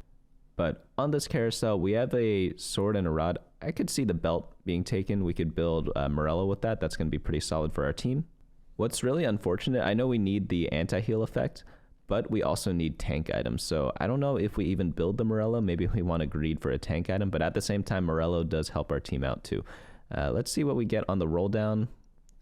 It looks like we're going for Gangplank 3-star and Swain 3-star with Elise and trying to get a Jace, but for some reason, Jace is going to be hard to hit because we are at level 7. So if we do want to play 4 Form Swapper, it's going to be pretty difficult. We're going to have to get lucky, even though we have an Econ Augment. So this player is going to be going Twitch Enforcer, it looks like. That's the odd team. It's interesting. Maybe Twitch could fit in an Enforcer comp. And then you just get Sniper from the Maddie and like the Caitlyn later on. But I think we do end up winning this just because Gangplank 2-star is going to outcarry a Twitch 1-star in most cases. And especially since this Twitch doesn't have the entire comp built around him. So I will say we did stabilize pretty decently, oddly enough, because I thought this team wouldn't hold in stage 4. I know we had Gangplank 2 and Nami 2, but we didn't get Swain 2 until much later. And we pretty much didn't have a front line. Our front line was like Nunu 2, which isn't that great because he doesn't have any bruiser. So here I'd like to see some sort of Gangplank anomaly. I think all the rerolls so far are probably good. Maybe we could have taken the first... Wow, we took this one. Okay, so I'm not going to lie. This anomaly kind of sucks. It's the finisher. The execute effect just isn't really that valuable. I'm going to give you a comparison. So some anomalies give a big bonus to your units. Like one of them, it gives you 2 items, and typically in the past, like 2 items used to be a prismatic augment. Now it's like, because of inflation, you know, inflation hits real life and TFT as well. Prismatic augments now give like 2.5 items, arguably 2.75 items, depending on how you look at it. So you're essentially getting a prismatic augment. But the finisher, what does it do? We could compare this item to the collector, which also gives an execute effect, and that one's at 12% execute. This one's 15%, but collector also gives you a bunch of stats, and it also gives you a chance for getting gold on kills. So if we compare those two, the finisher and the collector, like the collector might even be better. And a collector is an artifact item, which is worth 1.5 items, or the equivalent of a gold augment. So for anomalies, you typically want to get between like gold and prismatic value in a lot of cases, just basing it off those 2 augments that I kind of compared. And the value from finisher, unless you absolutely need the effect, is just not there. And Gangplank isn't one of those units that makes really, really, really good use of that anomaly. But let's see what we get here. We got so many items before. I think it's because we lost to Krug, so we got all the items later on. And we get so many offensive items. Okay, I will say, I know that I've been saying that there are a lot of mistakes made this game, but the items have been a little troll because we have like 50 offense items and we only have 1 defensive item. So we needed to use this anvil to get our second one. So yeah, definitely pick up the Gangplank. Wait, why are we leveling? Okay. Let's see what they play first. Okay, Sunfire Cape, okay. Yeah, that's fair. I could see the other one being, what's it called? Redemption. Redemption would have been nice because it's more of like a dedicated tank item. I know we do want the anti-heal because Gangplank's an AoE champion. And, oh, by the way, I just noticed earlier in the video, I said we needed the armor shred effect, but we already have it from Last Whisper. I forgot about that. But whenever you are playing like an attack damage comp, you always want that. And then whenever you're playing an AP comp, you always want magic shred. So keep that in mind whenever you are playing both. Or I mean, whenever you are playing either. If you're playing a comp with mixed damage, it doesn't matter as much, but it is still nice to have maybe one of those effects. I guess the game could be saved if we get a Jace. Okay, we did get a Jace. We probably want to take out these experiments. We played the Zyra for way too long. Zyra is a 1-cost unit, and it was a 1-star as well. So Zyra probably cost us maybe like 30 life in this game. I'm not even like exaggerating when I say that, maybe more. And yeah, it's time to get rid of her. Okay, so if we get Gangplank 3, we could also be redeemed. Not quite yet. Don't roll during the neutral or like after the round already started, because especially with invested plus plus, we literally just lost a reroll because we want to be above 60 gold. I guess you could sell stuff and get above 60, but typically you just don't want to get into that habit. But 4 Form Swapper is one of the biggest power spikes in the game. If you look at the data, like 4 Form Swapper performs so well. The reason why is because it implies that you got a Jace, because that's the only way to get to 4 Form Swapper. And if you do end up hitting a legendary specifically for your comp, you're probably going to do pretty decently. So I know we did roll a lot because we had the Econ Augment, but hitting Jace specifically does require not like too much luck, but like a little bit of luck. And by the way, I want to see some item swapping here. I want to see our form swappers actually being played around. So we have an Elise that we could put all these AP items on and backline Elise. And we also have this Handed Justice that we could slap on our Jace. Okay, Gangplank 3, that's great. We don't really need to roll too much more. I don't know why we're rolling now. We hit our power spike. I know we are 8 life, but the only thing we could realistically hit is Jace 2-star. And granted, that is a huge upgrade, but we don't even have items on him, so we need to swap the items as well. And I would have liked to see some scouting beforehand. Maybe other people are holding Jace, and in which case you might not want to roll quite yet. But also, I think we might be underestimating how strong Gangplank 3-star is with Form Swapper, because it is just one of the biggest power spikes in the game, getting both of those like within the past like 2 or 3 rounds. So this game went from being like a 7th to, dare I say, even a first. It could be firstable if we get Jace 2 with good items. Like, we technically already do have 1 Jace item in the Hand of Justice, so we just need a little bit more. You could build Jace either as like a frontline bruiser or as a backline DPS, similar to how you build like a Corki or a Gangplank. And I like the Warmogs here. Sterex is a good Jace item. However, we really just need tanks in this build right now because we have so much DPS already. So I like the Warmogs pickup. That is a very good call. But I will say, if you already had some tank items and like a bit of a better balance, I would have preferred to see a Jace item and then go for the Sterex, of course. But here we're going to roll down a bit. Again, we want to be swapping these Nami items over to Elise. I don't even know why we're playing Nami.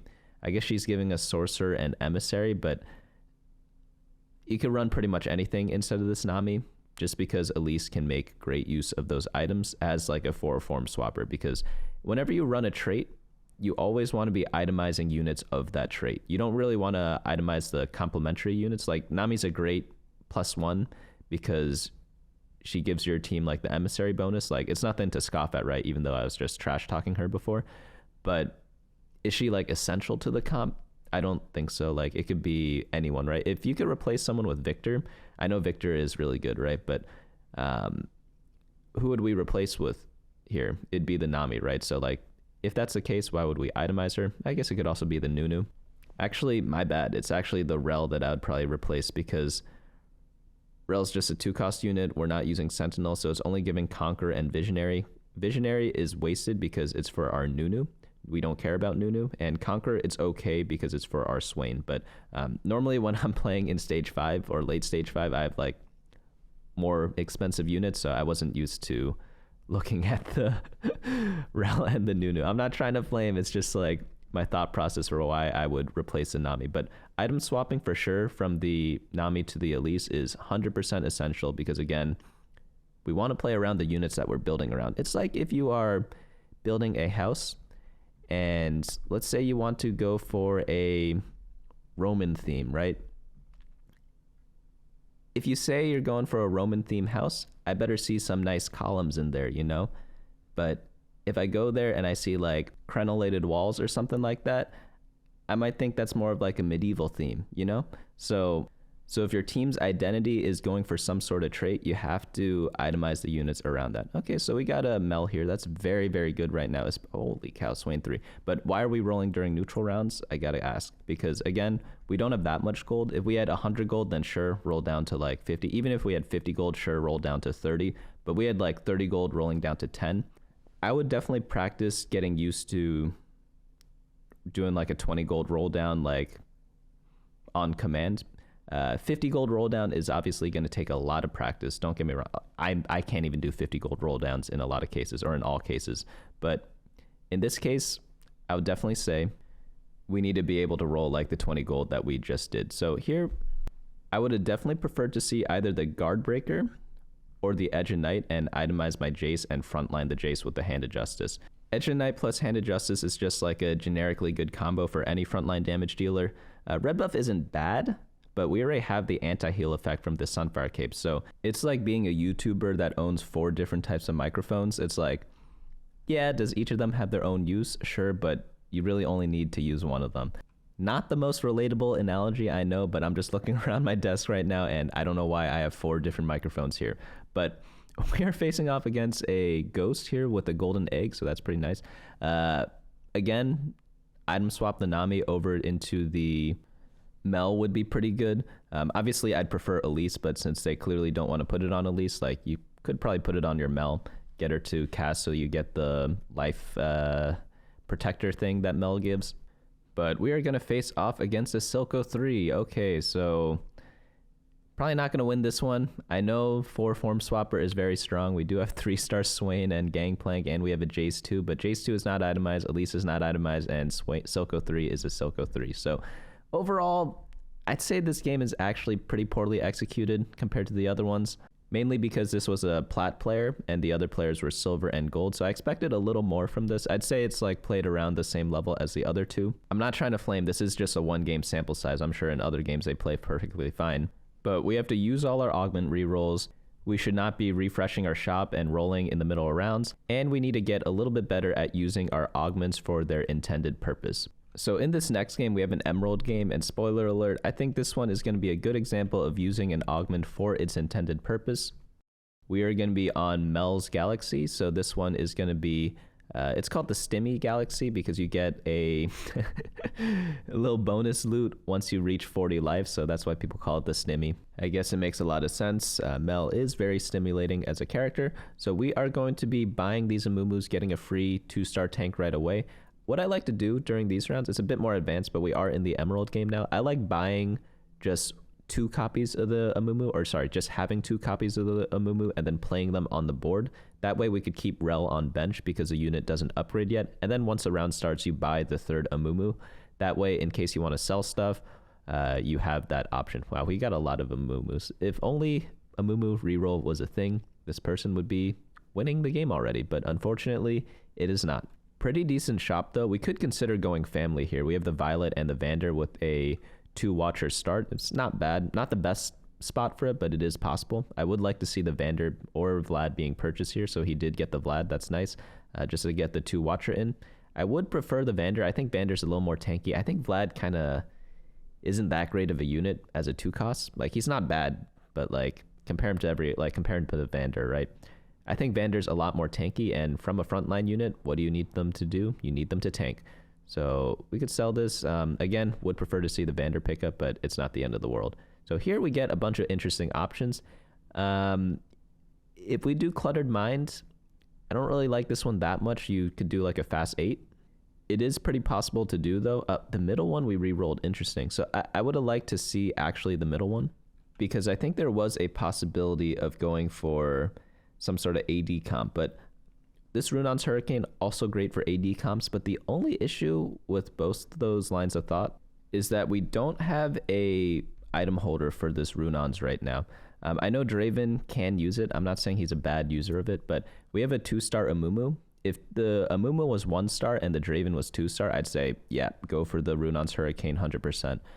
We're also in Mel's Galaxy, so I would have actually preferred to see some sort of lose streak start, maybe going Patient Study, getting a big XP lead over other people, and then stabilizing very easily with the stimulus check. So I would have taken Patient Study here, but I'd say the pick of the Runons, it's not bad, but it's not like this augment is completely OP. In a Twitch meta, because Twitch is the best user of this item, I'd say, yeah, sure, insta-pick this. We also don't have a good item to complement this with. If we had something like a bow and a sword to build future items with, maybe like a Deathblade with Runons, that's like a age-old classic combo. Maybe we could build like a bow and a rod, get a Rageblade right away, or we have like a buildable tank item with like a sword component. That would be really good too. So when you take item augments, you do want to win streak, so I do like the level up. We are seeing a bit higher level play in Emerald right now, even though I would have preferred to see the Patient Study here, mainly just because it's Mel's Galaxy, and I don't think our team in the early game was that strong.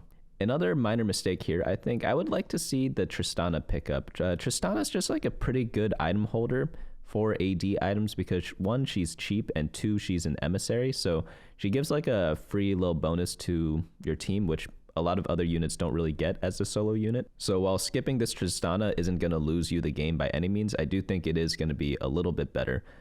Here we are going to unfortunately lose a round. I'd also slam the sword onto the Draven. There's no scenario where we're holding on to Draven for the rest of the game, so you might as well just slam the sword on him because it's not going to be going on anyone else. We could also put the chain on someone else too. I'm not saying we would have won that last round, but definitely would have had a better chance. Maybe with some good fight RNG, we could have gotten it. Or in like a different dimension, if we had faced someone slightly weaker than him, if we played that better board, we might have been able to win. If you are really aggressive, you could slam something like the Crown Guard as well. Crown Guard is a pretty decent item on Mundo, which is used later on, but I do understand saving the rod, because if you go for Twitch, you want to build a Rage Blade, so you want to save the rod for that. But normally I think you get around like 1 or 2 components of the same type every single game, so if we ever do get another rod, like I would have really liked to have this Crown Guard slammed early on, just because it gives us a lot of value. I don't really like having item components on my bench. My rule generally is if you have 4 or more item components that are unbuilt, you absolutely have to build one in like 90% of situations. There are going to be some rare situations, like if you're doing a Giga lose streak or something like that, or if you're going for a very specific comp that requires absolute perfect items, then I understand. But in most cases, if you have 4 or more item components, you want to build one of them. And in this case, I know we only have 3, but one of them is pretty buildable, because what do we want to do on this carousel? We want to get a Deathblade for our Runons, right? And Runons plus Deathblade is just such a deadly combo. So if you slam the Crown Guard, you just get so much value from that item. And now that I think of it, like if we built the Crown Guard, slammed the sword, maybe played the Chistana, maybe we win that round that we ended up losing, you know? So out of the options here, yeah, Belt's probably the best choice there. You could also go Glove. Actually, I like Glove a lot more. You could just build IE right away. Yeah, I probably would have gone for that. Whenever you take one of these item augments, it pretty much supercharges one of your units, so you always want to try to stack them up. But Sunfire Cape, perfectly fine item as well. Let's see if they actually build it right away, because if they don't, then I would have to disagree. But I think taking the IE over the Sunfire Cape, it's not necessarily one is strictly better than the other. It might just be player preference, because you could also argue that I have 1 DPS item and I have 2 offense components on my bench. Why don't I just build 1 tank item? And Sunfire Cape is one of the best early game tank items in my opinion, because the fights last so long in the early game that you get a really nice value from the burn effect. So I can't really criticize this play that much. It's like some people like tomatoes, some people like oranges, you know? Both are fantastic types of food. We are going to be facing off against this Lux with Nashers and Archangel. Very deadly combo, but this person took the Be Right Back augment, so they're still level 4, and they're just doing like a lose streak start. Normally when I take Be Right Back, I want to start winning once I get my items, because this augment is really similar to the AFK augment that they removed in the previous set. So the difference is AFK gives you gold, so gold doesn't help you win rounds. What does help you win rounds? Items do. So you need to, if you want to be making the most use out of your augment, you need to use whatever it gives you, right? So if you get items, you need to win. If you get gold, you could lose streak.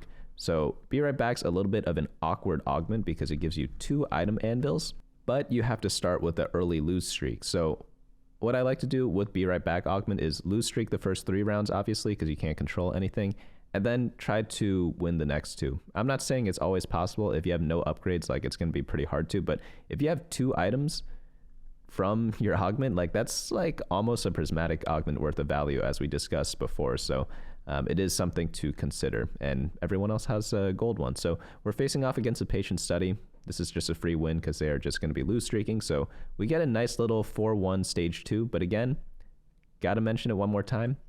Perhaps we could have been even 5-0 in some games. On to the next round, we get a Ezreal and a Gangplank. I like to see Ezreal or Gangplank used to hold this Runons because it's just better unit than the Draven. Draven's a 1 cost 1 star, and 1 star 3 cost is going to be better than 1 star 1 cost. So hopefully in the next round we see the swap here. We are a little low on econ. We missed a lot of econ because we held on to this TF and this Nunu.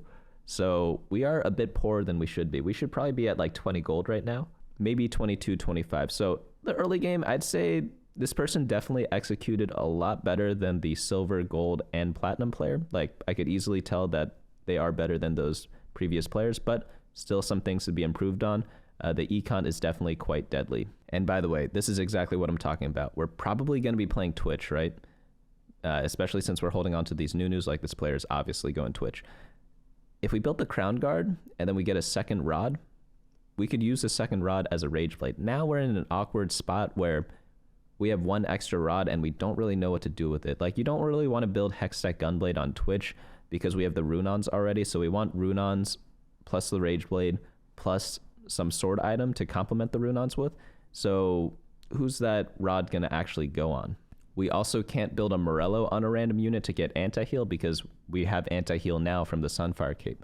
Another thing to consider is that Mundo is more of a pure tank holder versus a utility tank item holder. So instead of a Sunfire Cape, if we were able to redo all our items, right, I'd much prefer to see like a Warmogs on him, for example.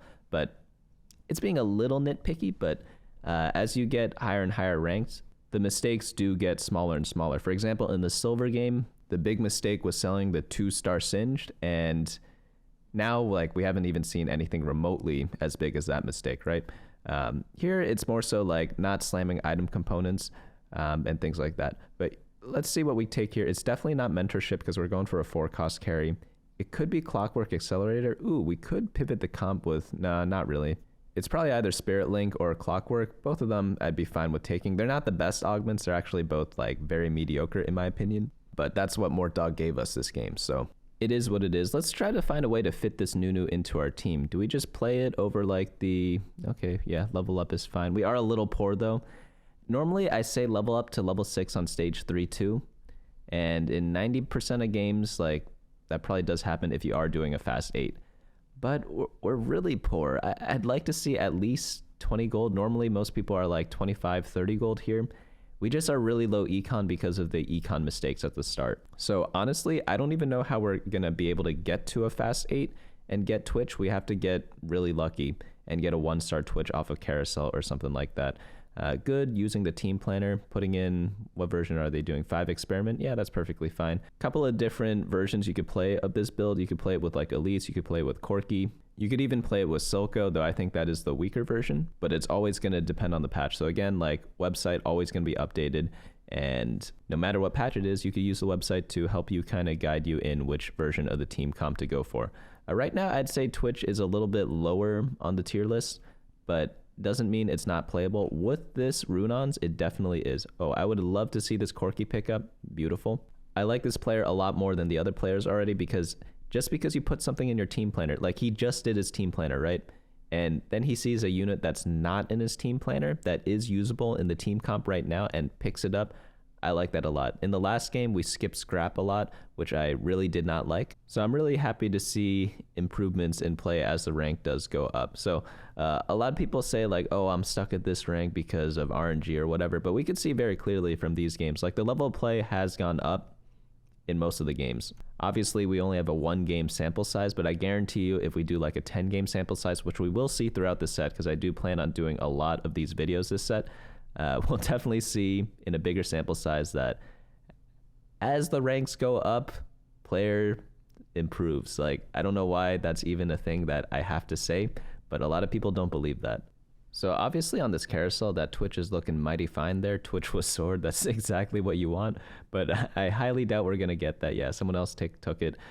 We could use a bow, but bow also doesn't exist, so let's just get a tank item.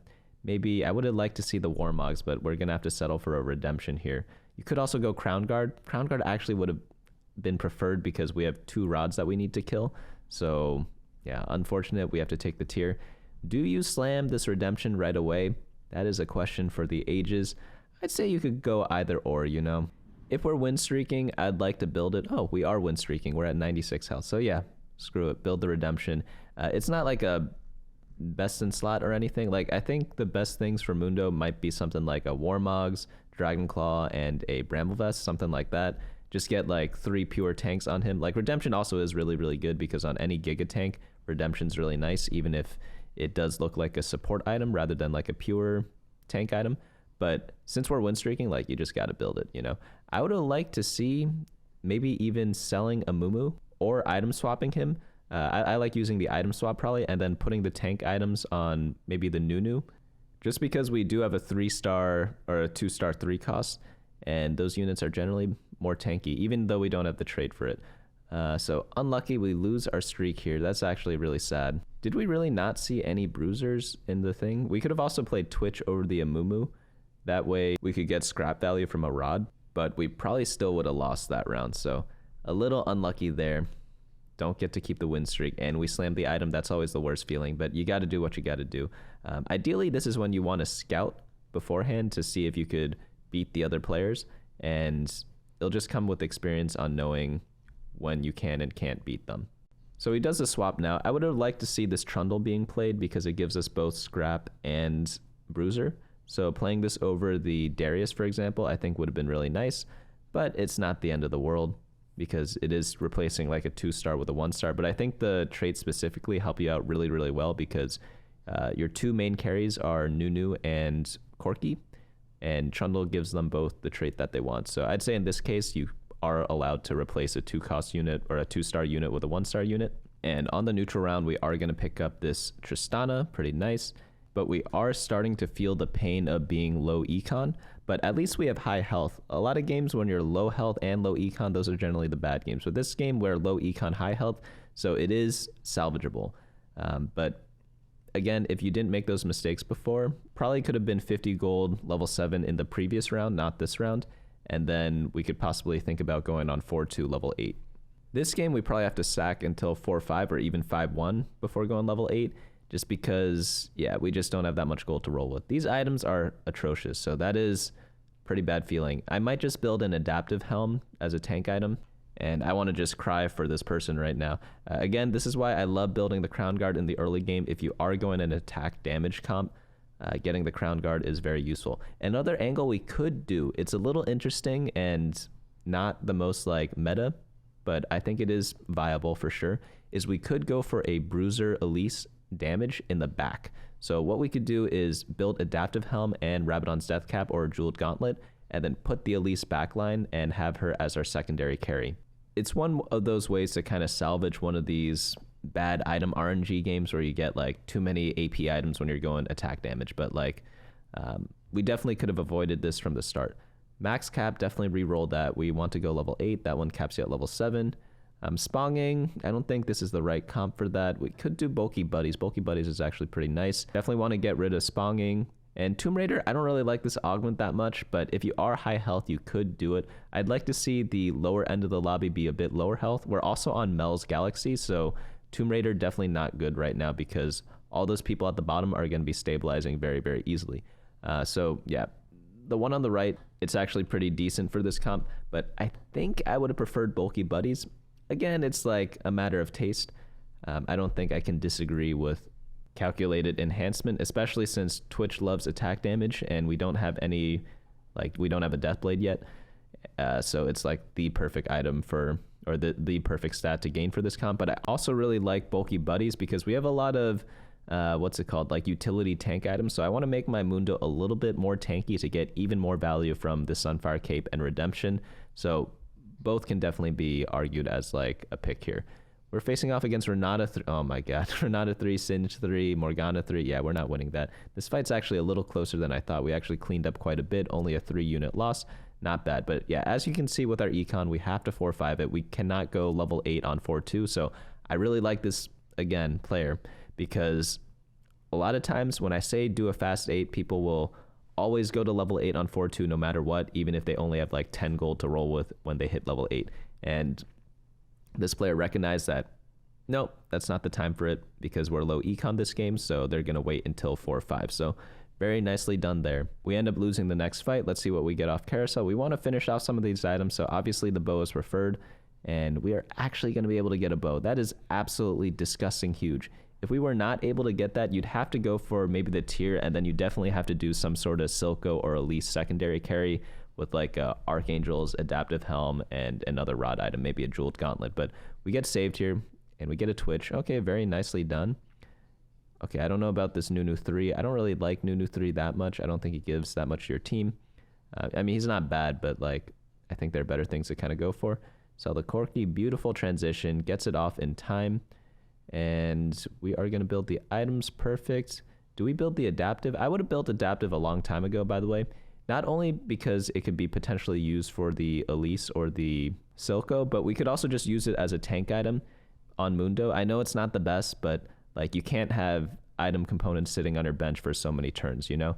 So I would have liked to see that, but it's okay. It's not like the end of the world that they didn't do that. This Twitch, are we actually contested Twitch? We're contested Twitch. This other player is also going for it, but we are able to clean it up. Very nicely done. I actually don't know what the other player is kind of going for. They kind of have like a really random assortment of items. They have like Runons, Edge and Knight, Hextech Gunblade. It's kind of odd. All right, so for the anomaly, either Twitch or Mundo going to be good. We probably could have just taken Attack Expert. Like, it's pretty good enough on Twitch, especially since we have calculated enhancement giving attack damage to our Twitch, and it just works really, really nicely with the Runons, so I would have preferred seeing that. But I will say this Fortified anomaly probably is a bit better because Mundo is just so important for this build. Whenever you have like a Rageblade build or an Archangel build, or any sort of stacking build, you need strong frontline, so getting Mundo tanky is actually preferred, but I think it's a risk to re-roll your anomaly if you have one that's like very good already. So I would have liked to see just taking the first one, and I think we got lucky and bailed out by taking the other one. Also, we rolled down here. I'm not too sure why we did that, because we're about to head into the neutral round, and like we're decently healthy. We're at 54 life right now, and you're going to be facing people with the stimulus check, so they're going to probably beat you anyway. So even if you get big upgrades to your team, it's not going to change that much. Also, we need to pick up this Twitch. We probably just have to sell the Nunu, and again, holding this Nunu 2-star, combining that with the econ mistakes we made from before is hurting our econ even more right now. Like, we removed the items from our Nunu, so we don't even have enough items to itemize him with if we do get him 3-star. So I'd say making one of those econ mistakes is probably fine in most cases, but making both of them at the same time, that could cost you like a lot of placements. So we gotta be careful on that. Like, some games it actually will be okay going for Nunu 3-star, but in this case when you're really poor and you don't have the items for him, we can't really do that. So we also end up locking the shop, so we lost like a bit of gold there. Unfortunate. And as I said before, we're facing someone with the stimulus check, and we're gonna lose these rounds anyways, you know? What is going on in the chat right now? You just beat your own daughter? Like, what? Also, the game Persona 4, is that a good game? Like, I got it because my brother bought it. Like, it's Persona 4 Golden, but I tried playing it and I just wasn't getting it or something like that. I must be missing something, because people have told me it's on a bunch of my friends like wish lists and stuff. Other friends have played it too, but I feel like I'm just missing something. Maybe it's just not the game for me. But okay, so we get some tank items there. Okay, I would like to see a little more time being taken on thinking of which item to take, because I would have liked to see some sort of different item combos. We're always going to be building Last Whisper because we need some sort of attack or armor shredding. So okay, I guess you could do that, but we could have also built Adaptive Helm plus Crown Guard and then have a few less wasted items. Also, like here, I'd like to see a combination of both items for one champion. So right now we have one item for Caitlyn, one item for Jace, and nothing wrong with that. These are both fine items for both of them, but they are by no means best in slot. In fact, both of them are pretty mediocre, and we're splitting the items. I would have much preferred to see having some sort of item combination that works on one champion. That way we could focus on one of them, and we're just losing a bit of value like this. It's not the end of the world, but it's one of those little things where, like, in some other games, it's definitely going to matter. We also should have been scouting to see other people's stimulus checks. Holy cow, we got Warwick when we're playing Experiment. Okay, we don't need to review anything anymore. Like, we just should win the game now, right? So what I actually would have liked to see here is item removing both the Jace and the Caitlyn and putting both those items on Warwick, and then Thieves Gloving the Jace. So one thing we also could have done is, because it's the Mel Galaxy, we could scout people who reach 40 life to see what stimulus they get, because we could have planned around getting 2 Thieves Gloves, and then we would have built our items much differently. Like, you know how I said before we wanted 2 synergistic items on one champion?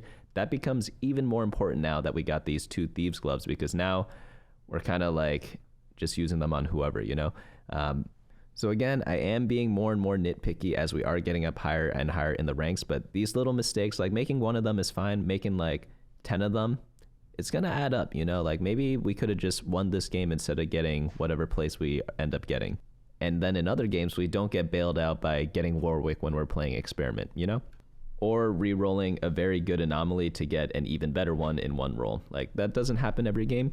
So we want to get used to playing around those scenarios. Like, obviously, whenever someone uploads a YouTube video of their TFT game, they get perfect everything. And you have to realize those are like, people play like hundreds of games or like tens of games every day, hundreds of games like per month. And that's how they get those games. It's not because it's easy to get. It's because they just play so many games that they are able to get those ridiculous combos. But if you are the type of player who can only play like one game a day or like one game a week, like, yeah, it's fun to go for those things. But if you want to climb, you have to like buckle down a little bit and try to make the most of your RNG rather than trying to rely on RNG. So here we get the Sterix. I would really like to see a triple item swap or a triple item remover to put all 3 items onto Warwick. Like the Thieves Gloves, nothing wrong with the Thieves Gloves, right? But okay, beautiful. Absolutely beautiful. We could have saved 1 remover before, but it's okay. Not the end of the world, and we're just gonna have a giant Warwick. Okay, very nice. And I love Thieves Gloves on form swappers because you could just switch them based on whatever items you get. Like right now with this Elise, maybe you want to backline this Elise because she has more damage items than tank items. At the same time, Adaptive Helm is really good on frontline Elise, so frontlining her is also good in this case. Jace definitely want to put in the backline with this Rage Blade, and let's see what happens because we're just gonna get a super Warwick right now. Let's see what he does. I don't even know what his experiment effect is. I'm just going to assume that it's better than whatever Nunu or Urgot can give. And Warwick is going to be cleaning things up. Who deals more damage, Twitch or Warwick? It's got to be Twitch, right? Yeah, Twitch. Not by that much, though. You also have to remember Warwick did tank a lot of damage. So in terms of value, maybe it's Warwick. Maybe it's really unlucky that we have this calculated enhancement thing because it buffs people or 4 units in the back row. And you can't put Warwick in the back row because he like has to be on the experiment hex, and this player just checked that out too. Probably was thinking the same way. Next round up, we are against a family player. This is actually a pretty decent family board in my opinion. Got a bunch of 3 stars. I don't know what anomaly they have, but they don't have the 4-star one. But we should be able to win this one, I think, because they don't have the 4-star and we hit the Warwick without the. I would like to see how we would have done this game without the Warwick 3. Oh, it's actually a gloves off bander. Very interesting stuff. Just because I think like the game was played like decently well, some minor mistakes there. But from a learning perspective, I would have liked to see what would have happened if like we didn't kind of get like semi-bailed out. Like getting Jace 2-star is another big thing because we're level 8 right now. You don't get 2-star legendaries at level 8 in most games because again we were low econ most of the game. By the way, Quicksilver got to be giga busted on Warwick, right? So you'd probably pick. Oh wait, what about Runons? Because we have the Runons Hurricane thing, so we could actually get a second Runons, drop it on the Warwick. Yeah, I'd probably go for the Runons here just because we have the Hurricane thing. Okay, and then we could put the Rage Blade on Caitlyn. Sure, very nice. But yeah, for this Elise, I'd probably backline this Elise just because she has more of the damage stuff. Yeah, she didn't even cast. Very unfortunate there. This guy's got Mordekaiser 2-star with pretty much best in slot items, but he just died before he did anything. So that's absolutely disgusting. Huge. So we should win this fight. Wait, we lose that fight when we pop the Mordekaiser like that?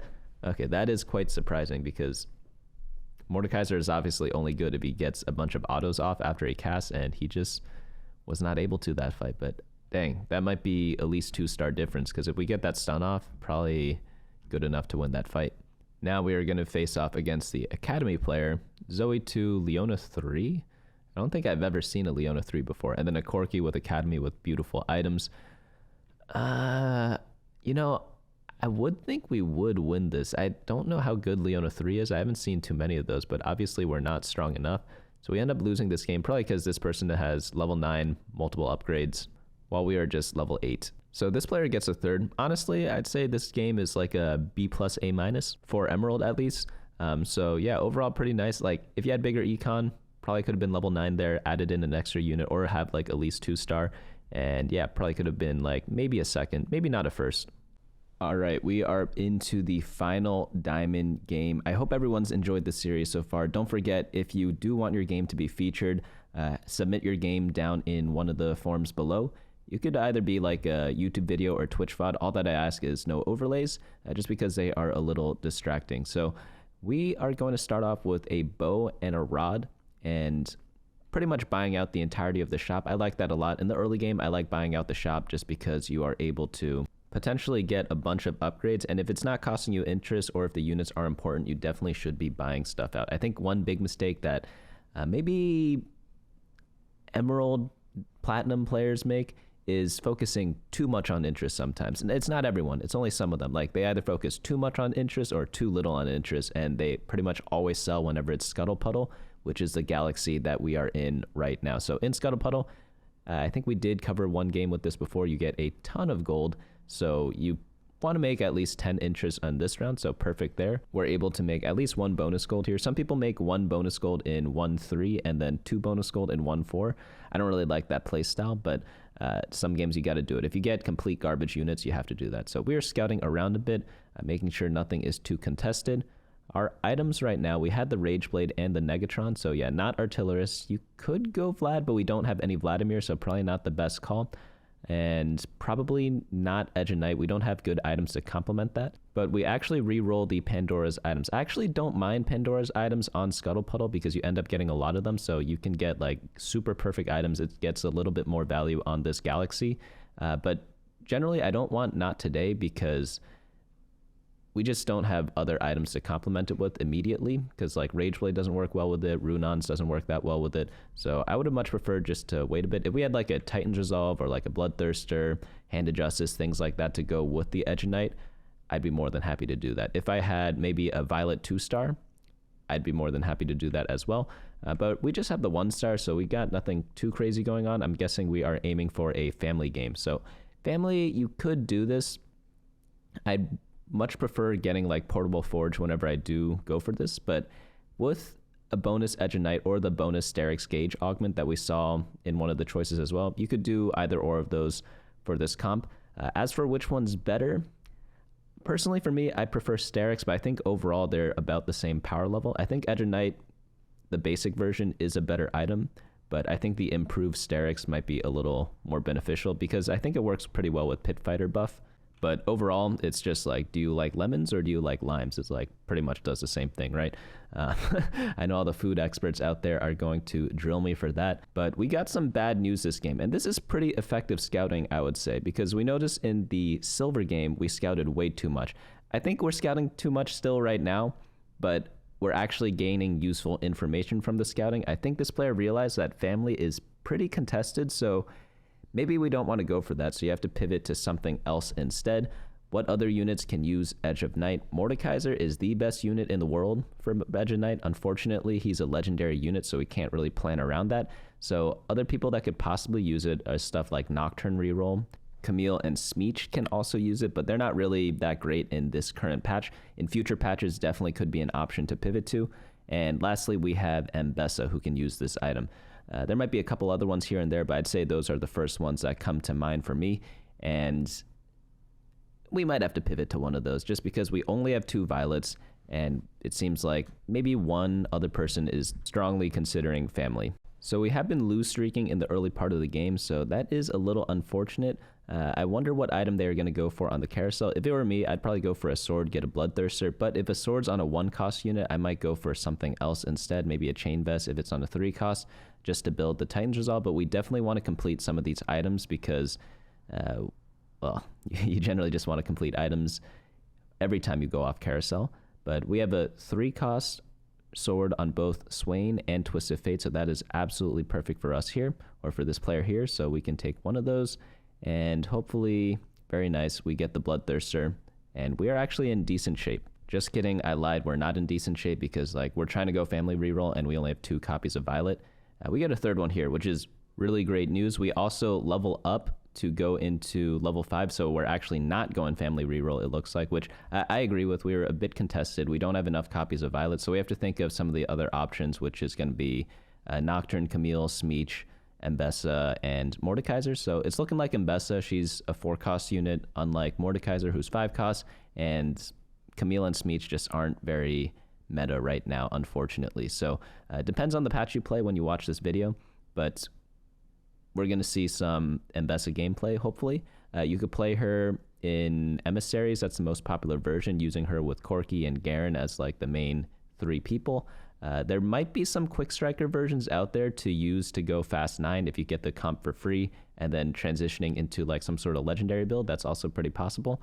But I'd say like the most standard version of Mbessa is going to be the one where you go for emissaries and then have Corki as like your backline carry. So we are going to win this round. We're probably going to win the next round too. We're honestly decently strong right now because we have an item augment and we have 2 items onto a 2-star unit, which is exactly what we need. Everyone may have noticed some of the major mistakes in the past is not using the item augments in the early game correctly, and also not using our 2-starred units correctly. And so far, I kind of like this setup. Powder is in the front, which is very good too. And I kind of like the old setup more, though. I like the Draven more than the Vladimir. Yeah, the Draven and Darius. So yeah, I'd like to see this setup a bit more, just because like you might get to the 10 conquer stat. And since Mbessa is also a conqueror later on, it just kind of complements that a little bit more. I do understand wanting to play more expensive units though, but honestly, like I hate Vladimir so much. I know I've been like trash talking Vladimir a lot in this video, but honestly, as a 2-cost unit, he just really isn't that good individually, and that's why he has 3 traits. Most of the 3-trait units generally are not going to be as good as a 2-trait unit, because that's, if they were, the game would not be balanced, right? The exception, I think, is Gangplank. I think he actually is busted bonkers as a 3-trait unit, but whatever the case, we are able to win this game. So a lot of people, when they lose their first 2 rounds, are like, oh, let me just completely int my early game. And after winning the 3rd round and then getting Violet 2-star with 2 items, I am happy about the leveling up decision, because I think it's a decent call. You know, it's like you could pretty realistically win the next 2 rounds just because Violet is such a strong unit. I mean, I've had a lot of games where even in my stage 3, Violet is doing a ton of carrying even as a 2-star unit. So imagine how strong she is in stage 2. So just, you could think about it that way. And I know the rest of the board is 1-star, and this isn't like the strongest lobby in the game by any means, but if you have your important itemized units 2-starred, that's really all that matters in the early game. So we get a ton of weird items here. We get 2 rods in total, 2 swords in total, a tier. We definitely want to build a lot of items here. So some people might be tempted to build 2 Edge of Knights. That is sometimes a good combo, but unfortunately in the Emissary Corki build, you don't really get that many users of Edge of Knight. It's only Vi and Mbessa, but Vi, you don't really need her to be like that melee bruiser frontline that you normally want. I would have liked to see a Titan's Resolve though over the Giant Slayer. I do not like playing with Giant Slayer early on in the game, just because it doesn't really get too much value until a little bit later. I know some people might want to not build the Titan's Resolve because you want to build the Crown Guard for sure, because you have 2 rods and you're going in attack damage comp, so that's really just not going to fly because you have no other use for the rod. You could build like a Morello Namicon in the backline, but you do need to use one of the rods. So you could do something like not build the Titan's Resolve and build around the Crown Guard instead. But since we have this 2-star Violet, I kind of want to play around it for stage 3. The person we just faced, 2-star Gangplank, no one's going to beat that, right? And then we re-rolled the left and the right. Yeah, that's fine. Lucky Gloves is pretty good, or like Thieves Gloves is pretty decent in this build because you could put it on a bunch of the random units that you run, namely like Vi, if you have 3-item Mbessa already, which we will have this game. You could also put it on Swain, you could put it on Gangplank, lots of units you could put it on. There is also another version of Emissary Corki where you go for a bunch of legendary units, and obviously a unit like Jace can benefit from those builds really, really easily. Moving on into the next PvP fight, we are facing off against an Automata player, Kog'Maw, with pretty perfect items so far, 2 items, but they also have the crest, so this team is going to be pretty dangerous to face in the future. Luckily, we face it before they get Kog'Maw 2-star, so we actually have a realistic chance of winning this round. But again, like, I would have preferred seeing 3 items on my Violet. Even like the Giant Slayer on the Violet instead would have been preferred because we're selling her anyway. So building the Giant Slayer on the Powder, I don't really think is that beneficial. Also, you could potentially get scrap in like the next level up. So you could always just drop the extra sword on her instead just to get some scrap value. Obviously like the Rod or Tier would be a bit better, but you know, it is what it is. I am noticing like a much higher gameplay from Diamond compared to the Emerald game. Oh, we slam Archangels here. Are we considering going for like a Heimerdinger Sentinel build with Corki and then you use the melee items on Jace potentially? That is going like a little far into the future. I'm not saying it's impossible to do, but again, I don't like relying on playing around specific legendaries. So I do have to wonder why we built the Archangel staff. I think this item slam is a little bit more aggressive than I would have liked. If we were on a win streak and we wanted to keep it up, then yeah, I would probably build it. But that's only because we get the gold back from building the item earlier. In this case, I would have much preferred to hold on to the components and build random stuff that could possibly help us a little bit better. Maybe like a Redemption, maybe another Crown Guard, maybe a Morellonomicon for like Twisted Fate in that comp. Sometimes you run it. But pretty much like, yeah, Archangel, just not really an ideal item in this team comp. But maybe he has some other plans. Let's see what he is kind of cooking, because we need to focus on the main items, which is the sword that we have. We want to complete that. Maybe go for an IE. Perfect. We get that. Pretty nice. IE is a very good item on Mbessa, by the way, and Corki. You know how when we build frontline bruisers, we build them with like 3 of the bruiser items like Edge of Night, Bloodthirster, Sterex Gauge, Titan's Resolve, Handed Justice. We put like 3 of those items on them. And Mbessa is kind of this weird case where you could do a mix of completely backline items with a mix of the frontline items. So you could do like Edge of Night, BT, Infinity Edge, like Giant Slayer. There are many, like pretty much any item works on Mbessa as long as it gives attack speed, attack damage, or some type of survivability, which makes her a very, very good flexible unit. So let's see who we face now. We're off against a Dominator player, this time using Kog'Maw as item holder. Whenever you play Dominator, just like a quick note, like Archangel is like a perfectly fine item on Silco, but it's not a best in slot. So there are some games where you do want to greed that item and not build the Archangels. I know I'm making fun of Archangels twice now, both for the player that we're watching and the player that we are facing against. I personally love Archangels, but I like it more in stall comps. So comps that are like Heimerdinger makes use of it really well in Sentinels because 1, he doesn't get natural ability power, and 2, he also gets a big front line from all these Sentinel units. That way he gets to get those stacks up. But it looks like we're actually transitioning into Sentinel Heimerdinger. Like we have 2 Heimerdingers, but we don't have that many Sentinel units, and we didn't really pick any of them up earlier in the game. So I am a little worried because we might not be able to hit all these Sentinel units. So not saying it can't happen, because we probably are going to get Heimer 2-star for free, but we have to form some semblance of a front line either through Black Rose or Sentinel. And we just don't have like the main pieces for that right now.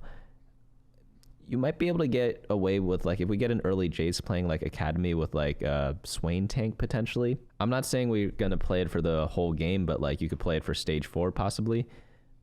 But like that relies on getting Jace, which obviously would save the game, because if you're going Academy and you get the specific 5 costs that you want, like yeah, it's gonna be a pretty good thing, right? But let's see what we get off these Krugs. This is going to be the stage 3 neutral round, so it's going to be actually pretty pivotal because we need to go level 8 next turn and do a giant roll down and see what we hit. So you have to remain semi-flexible here. Our items honestly could go in a lot of different directions. We're by no means pigeonholed into one comp. So let's see what this person cooks up. So we are going to level up and roll, and we do get the emissaries there, which is nice. Ooh, we get Heimer 2. Definitely build that for temporary. Rumble, amazing for Sentinels, so build that. I wouldn't really buy the Silco because we're not going to play Dominators at this point. And okay, here I'm going to go hard into the Heimerdinger comp, even though we have the other weird items. I'm probably just going to be playing, like, you could just play Mbessa until you hit Jace. We should probably stop rolling here. But I'm not fully in love with the Corki for the Sentinel build because we just, oh wow. I would have put the IE on the Mbessa. I know we want the items for Corki, but okay, I guess we're just going all in on that. But Mbessa could just be used as an item holder, you know, and we could switch out to emissaries once we get more Sentinel units. The bad thing about this Heimerdinger is that we don't have a tier item for blue buff or Spear of Shojin quite yet, so we can't actually go for a Corki build until we get that. So let's see what we get off this last augment. But it definitely looks like we are ditching the Corki, so the Archangel was kind of built for nothing. And I don't know if we got that much value off of it. So yeah, reroll middle, reroll right, and we get an interesting choice here. It's either Belt Overflow or Coronation. So Coronation is an OP augment. I'm not going to deny that. It just has so much power for what it gives. For reference, like I talked about inflation in TFT before. Please don't sell that. Oh my God.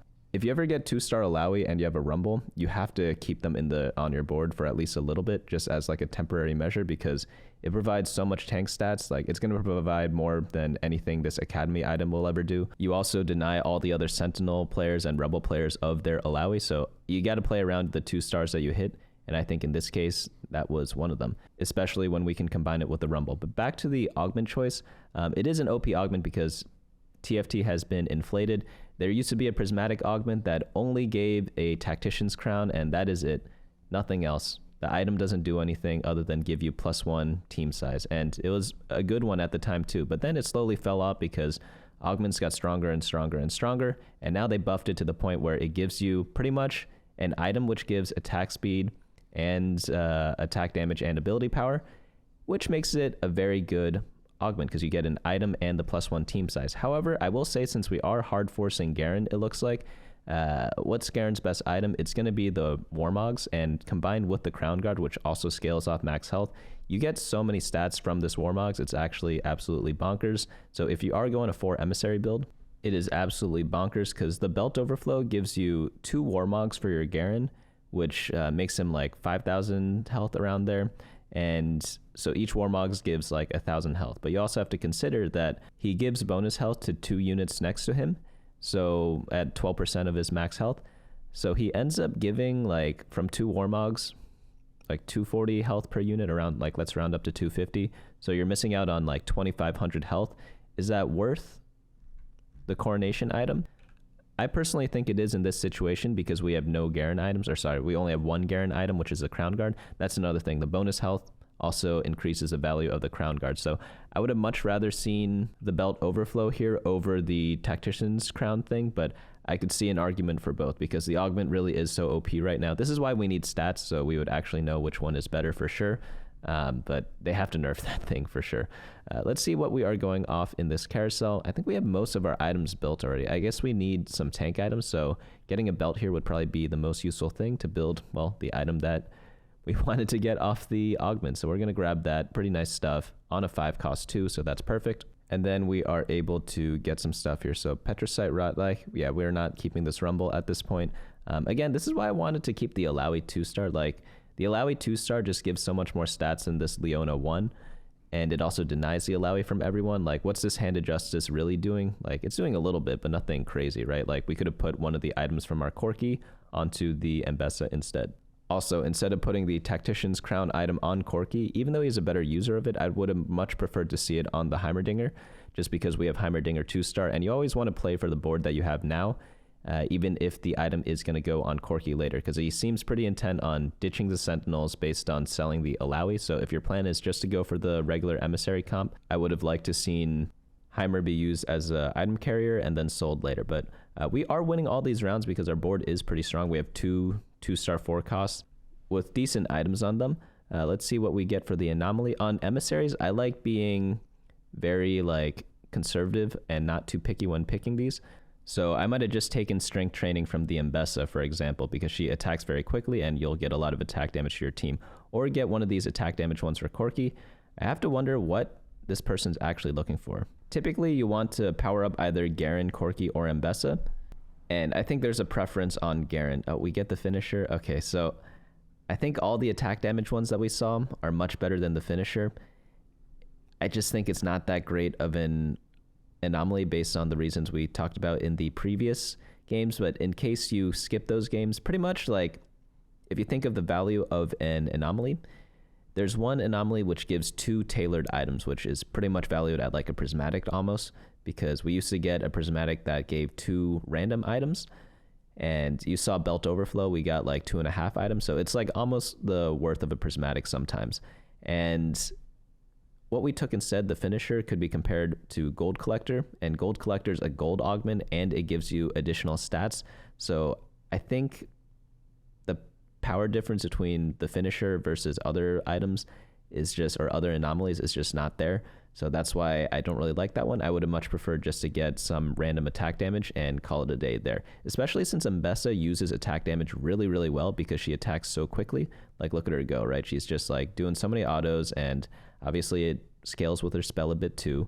And when she does more damage, you get to heal a bit more. I know the finisher has some value also, but I don't think it's as much as some of the other stuff. Like, we could check the damage charts for the true damage that she's going to be dealing in some of these fights, and it's not going to end up being that much. Like, the finisher, like, you need to either have like a big AoE champ or something like Smeech where he purposely goes for like easy targets, and those are the cases where the finisher might be takeable. But let's see what we get at the end here. Hopefully some tank items for Garen. So Warmog's perfect. We get a Hand of Justice, which is pretty good because we'll end up dropping Academy later on. And let's see. Okay, yeah. Whoa, okay. This isn't bad, but why are we playing so quickly? We could definitely take our time there. Like, Warmog's is just the best item on Garen by far. I would have built that for sure. And then if we wanted a third tank item for Garen, we could have built like a Steadfast Heart, or we could build a Hand of Justice because we might be replacing it later. Probably Steadfast Heart, play for the immediate board that we have now, would have been the best choice. And getting 3 items on your Garen, you can't really argue with that, right? But Sunfire and Redemption, they're not bad items. I just think that Warmog's is just too good to pass up on, that you just can't pass up on it. So whenever you have a best in slot item, I kind of prioritize that. And especially since we could still finish our other items, I don't think it was that much of a deterrent from building the Warmogs. Because again, like Warmogs plus Steadfast Heart, those might be like some of the best items on Garen.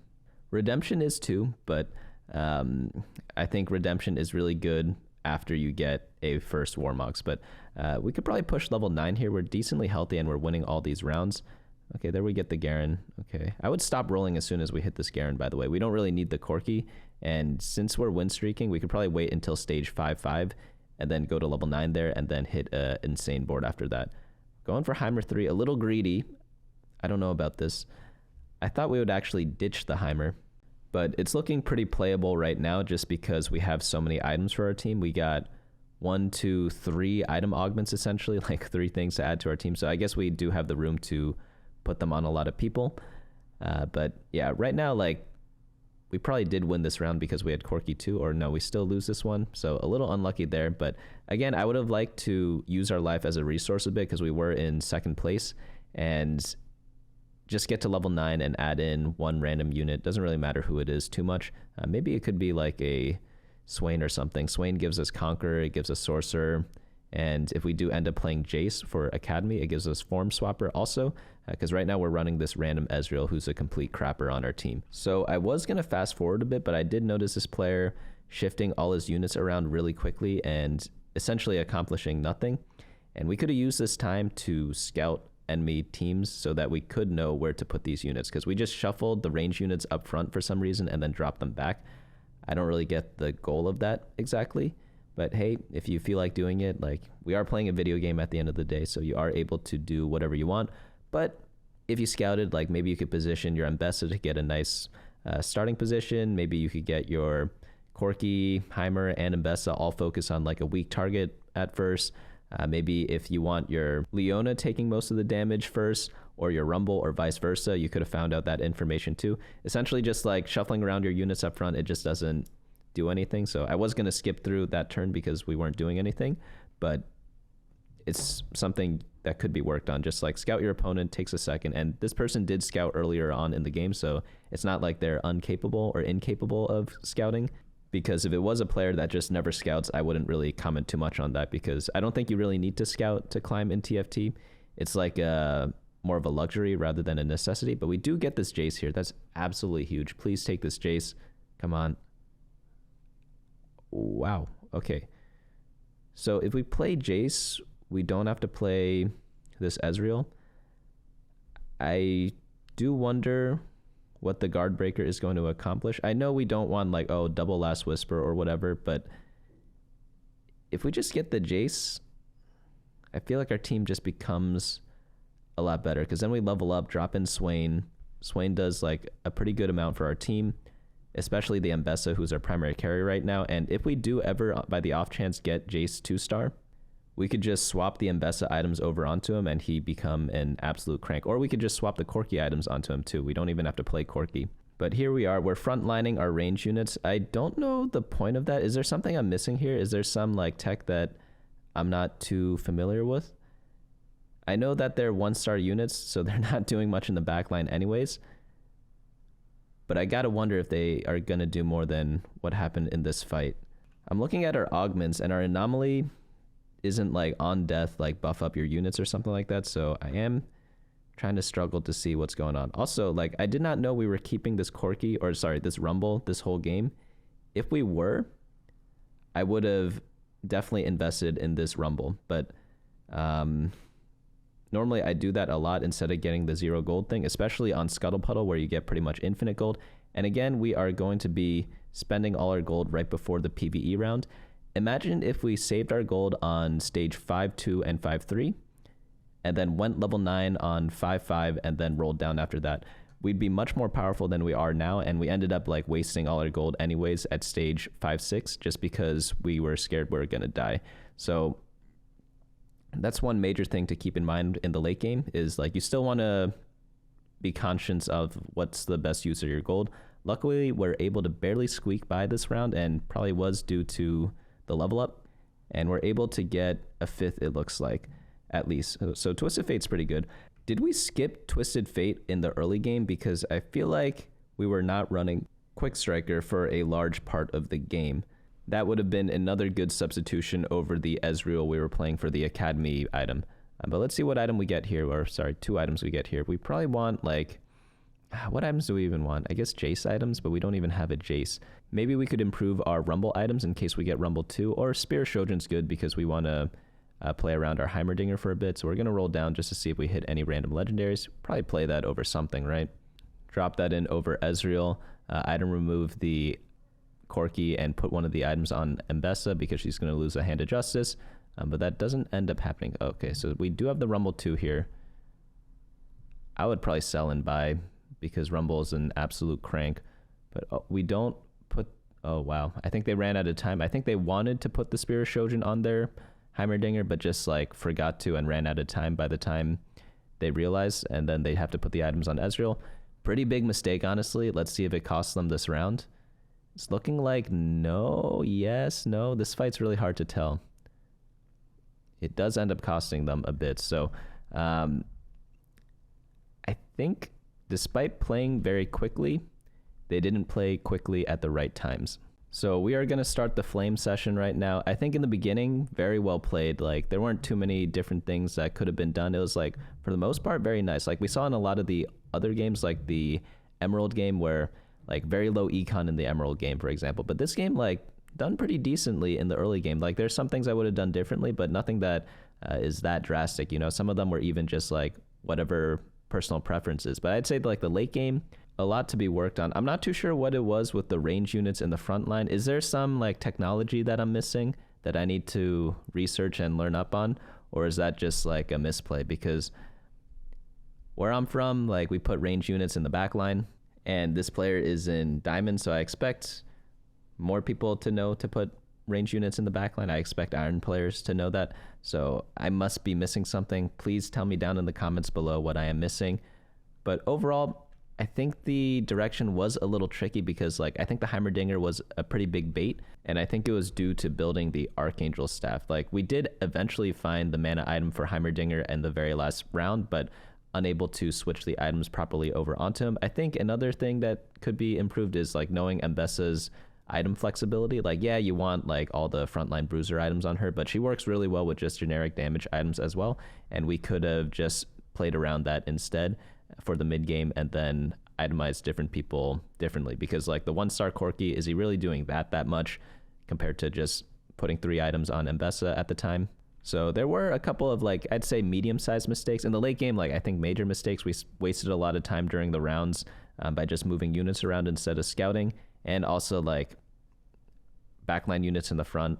Like someone please tell me what is going on there. But that is going to be it from me today. We went through all 7 games from Iron all the way through Diamond. Let me know which game was the most helpful for you in the comments below. Hopefully everyone learned a little bit from each and every one of these games. We covered a wide variety of comps, from like reroll comps to fast aids, everything in between, and different versions of different comps. And we even had some games with some similarities, but vastly different outcomes. But if you want to be part of future coaching videos, and I think I might live stream my reviews of them in the future, submit them in the form below. You just have to record your game in any way. You could use add-on to do that. You could use OBS to do that. You could use like Outplayed to do that. Lots of different things there. I'm not endorsing any of these products, by the way. It's just like some examples that I use. Post them to YouTube and then send them in the form down below. Don't forget to check out bunnymuffins.lol/meta for the latest comps, because it seems like a lot of players in these games don't actually follow the team comps that I lay out there. So that's a big issue. You know, it's like a lot of answers are already out there without needing this coaching at all. And yeah, it's simple and it's free. Also check out teamfight.lol for all your data needs. So I think like data checking might not be at that level yet. I honestly thought most players would be a little bit better, mainly because I have not done one of these in a while. But that's going to be it for me today. Hopefully you all enjoyed this video, and I'll see you all next time.